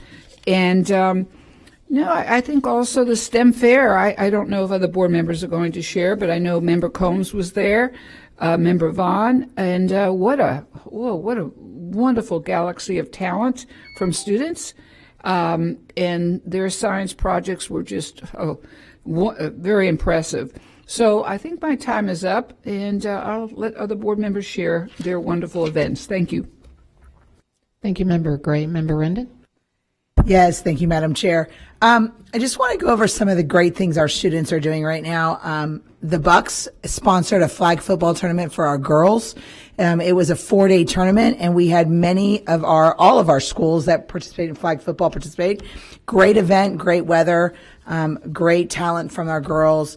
Also, our girls basketball, we had 3 schools, Wharton, Armwood, and Bloomingdale in our semifinals, and Bloomingdale is moved into our regional finals, which is awesome. Both our Newsom girls soccer and Bloomingdale boys soccer are now in the regional finals this coming Thursday. Want to get a shout out to our cheer programs. Plant City, Durant, Sickles, Alonzo, Steinbrenner, and Bloomingdale all made it to the semifinals for the nationals for high school cheer, and Strawberry Crest took home a national championship once again. So that is absolutely fantastic for so many things our students are doing. I also want to give a shout out to our FFA programs. Mr. Washington and I had the privilege of being at the Champions for Championships dinner last night, which highlighted many of our students from around the county. We had students from Tampa Bay Tech, Newsom, and Riverview earned scholarships for their activities within FFA. And they were also acknowledged for all their different characteristics that they did with showing their animals and things. They put so many hours in from so many of our FFA programs. It is so nice to be able to acknowledge the FFA program through our state fair. I want to thank our state fair program for being such hosts, the Cattlemen's Company, Mosaic, and so many other sponsors that really support our students on a regular basis. And then, as we talk about our literacy, and we talk about so many other subjects that we talk about on a regular basis on this dais, I think many times we forget because they're not here in this room.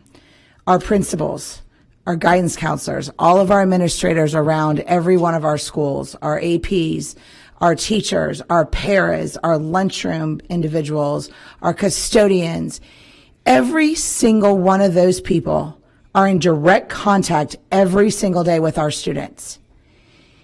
And I pledge right here and right now that every single person that works in this building and at ISC and that sits on this dais and every single decision we make every single time needs to be at the pleasure of those people that are serving our students every single day.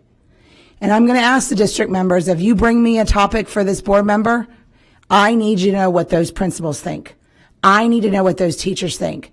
I respect you highly for your expertise, but I need to know what's happening on the front lines because they are there every single day. And the first question I'm going to ask you is, what are you doing to support our teachers, our administrators, and our students at our schools? Because that's what it's all about. And I need to know that that's exactly what we're doing every single day in this district, no matter what the topics are. Because that's what I need. I need every single one of us providing support to those principals, administrators, custodial staff, guidance counselors, every one of them, because that's what's moving the needle. They're the ones moving the needle. They're the ones there at 10 o'clock at night shutting down the buildings. They're the ones that are there at 5 a.m. in the morning opening up the buildings.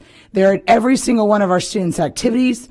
They're at every single one of our students, every single thing they do. And I'm going to ask that question of every single one of you every single time something is brought to me for this dais, because they have to be our focus if we're going to ever move this needle. And they have to be the priority in this district. Thank you.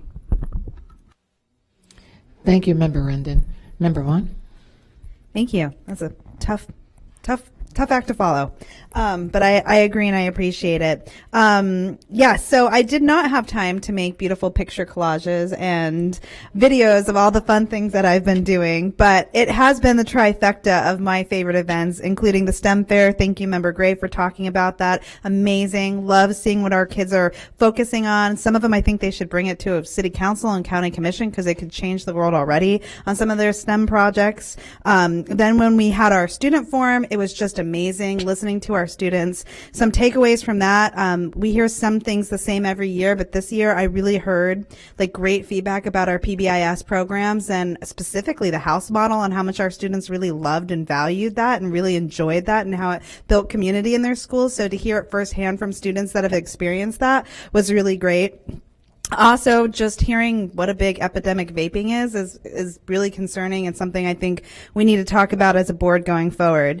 And then Gaither's Stampede Special Olympics is one of my favorite events. Amazing to see our students, to see all of their buddies, I guess they're called, who support them and come with them, and to see how successful they are, and they get clapped in from the minute they get off the bus until they're on the field. It's an amazing event. I really appreciate Gaither and Principal Morrill and all the work that they do there to make that special event for our students. And I'm super excited that it's getting expanded throughout our district.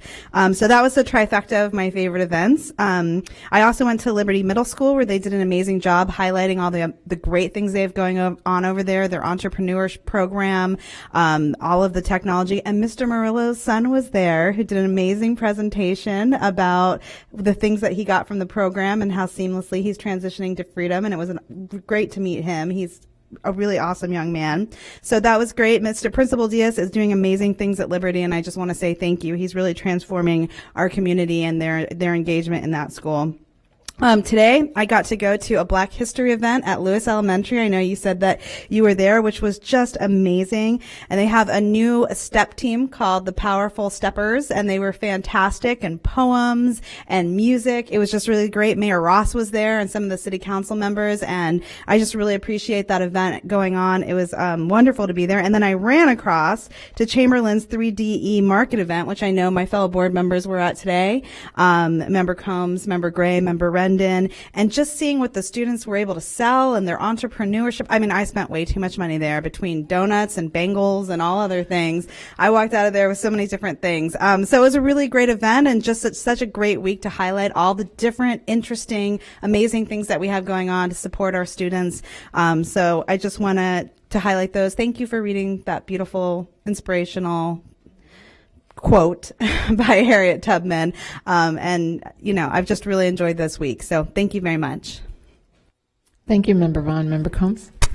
Just a couple comments. I really like what Member Rendon said, and I think the most important thing at the end of the day, to pay everyone more, all the way from, I think about the cafeteria workers, I think about our secretaries, I think about our paraprofessionals, and also administrators that you talk to who get paid less than teachers get paid, and they're overseeing 1,000 students. So I think overall, the pay and how low we pay, I talked to 2 principals this week that said I can go across in Pinellas County and make substantial more, and one principal whose kids live in Pinellas and comes to Hillsborough and has been at the same school for 20 years and loves that school, but says, how can I stay, when I could get paid so much more. So I think that's a really important conversation, an important topic we have to talk. I mean, I think definitely, culture and climate is important, but also being able to pay your bills is very important, and teachers not having 2 or 3 jobs, which is happening all the time. I don't know very few teachers who just only do one job.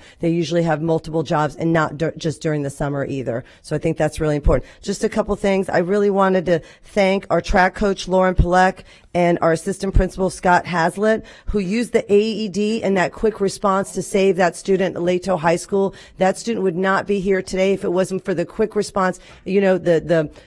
The people came out, to support, but it was minutes. It was 7 minutes. So they really did life, that child is now not back at school, but doing much better and is alive and okay. So thank you. It's really important that was the first time they've been trained, but that was the first time that they used it, and it really was life-saving.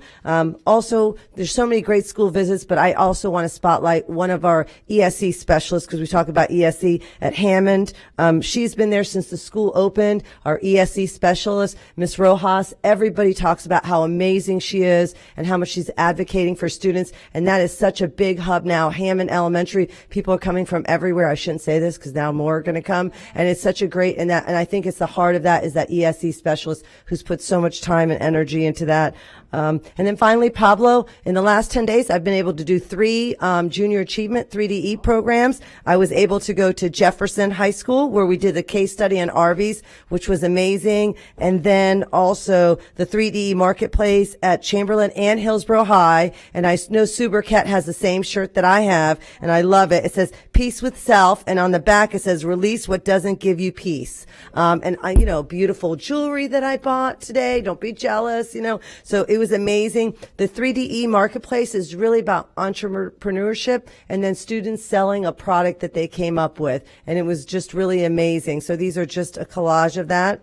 I also want to thank all those middle school and high school students that came for the forum. It's definitely one of the best programs. The one thing that they all said is that they really wanted to learn about careers earlier, career exploration and different programs. They also talked a lot about mental health. So it's great to get a summary of that and then look at that and see, I think it's important to look at what we're working on because those are really our customers, are our students and our parents, to get that feedback and then for the board to really look through the comments and make sure that we have some outcomes because I think sometimes we hear things, but sometimes there's no outcomes from that. And I think it's really important that we have some outcomes from that. And then finally, really excited about going to the Black History Bowl and then come on over at 11 o'clock because Hillsborough High School is going to have their clock tower rededication for the first time in many years. The chimes are going to ring and the clock tower is now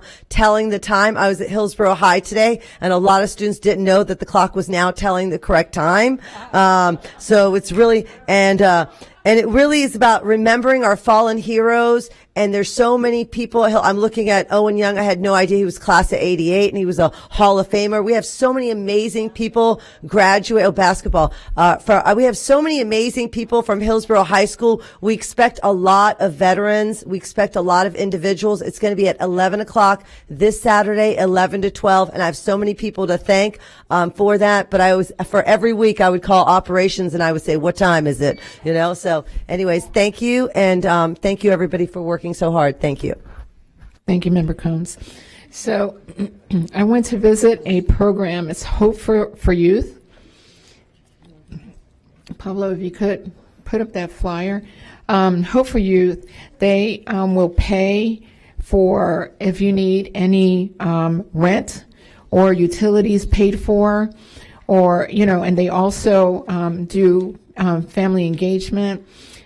They provide food for those who have food insecurity. They also provide strengthening with parent skills. They teach how to help, with your kids in the home. They also help with finding work.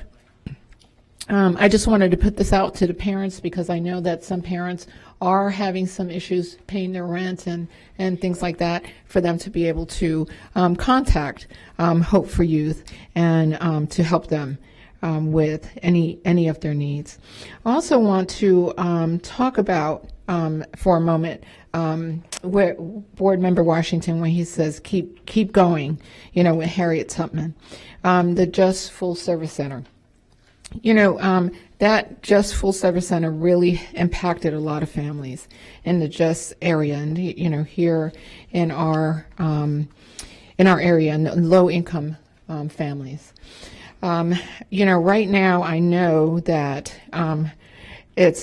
we're going to be doing some things, to kind of reactivate that space.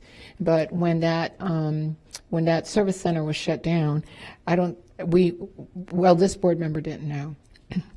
But I know that we're working, I know Chris Farkas is working with our community partners to get that started up again in March. Am I correct, Chris? Some of them are already there, but yes, they'll finish up. Mr. Young and I are both trying to help and support that. Mr. Young's partnered with me. Okay, and it's going to be, to be able to have, I think, medical services for students. Could we talk about that for just a second? We can. It's through Project Link. I'm not an expert on the area, but that they focus on all 4 of our medical services. They do the back to school clinics, that part of it too, but they also provide support and services throughout the year. So it's a great program. Tina Young and her crew over there is supporting that. So they're there right now. We're enhancing their experience. They're going to move some of the stuff up to the front office until we get a final decision on the Just area, but they're inside Just right now and being able to support and work right in that community. Good. Okay. And are the partnerships with the other partners that kind of went away, are those partnerships going to come back? What's going to happen? Good question. So Mr. Young and I had an opportunity to meet with them and talk to them. But we have space for them right now, obviously. So anybody that's come to us with a request that was in that area, there's room for them to work. So I haven't had any more requests on that. So if there are requests, they can obviously reach directly out to me or to Mr. Young, and we'll make sure that there's space for them to work out of. Okay. How are we going to let the community know that this space is back up and running in order to serve that community again? Yes, McKinney Vento is also occupying the space now. Kiana Williams, she's our resident expert. She is not only monitoring the students, all 250 students that left Just, but she is the key contact person working with Tampa Housing Authority, working with the Children's Board, working with all of the different stakeholders to keep them informed and sharing with the community the resources and services that are available. Okay. All right. Yeah, because this, it's been gone for what, almost a year, maybe? Or, Yeah, they moved into Just about a year ago. yeah. And I guess the community really didn't get that information. So how are we going to be, pushing that out to the community so they'll know that service center is back up and running, but inside Just? Yes, through our FACE team, again, Kiana Williams, she is working with the community hand in hand. We could continue to, as Mr. Washington, continue to share a better job in communicating all of the information, but her task now is to really help the community to know what's available. We wanted to be intentional to help the community to know that there were services that were still available and that we were going to make sure that we use Just as a housing area for many of those services. So in addition, I think March 6th, we're going to have a back to school parent night for the Just families at Just Elementary School. So she's out there working, and I will keep every one of you abreast, and we will work harder to just make sure everyone knows what's happening. Okay. Yes, thank you. Because that, like I mentioned, the community really, was, involved with this Just Service Center. And, to mention again, Member Washington's quote, keep going. Thank you so much. And seeing no further comments, this meeting is adjourned.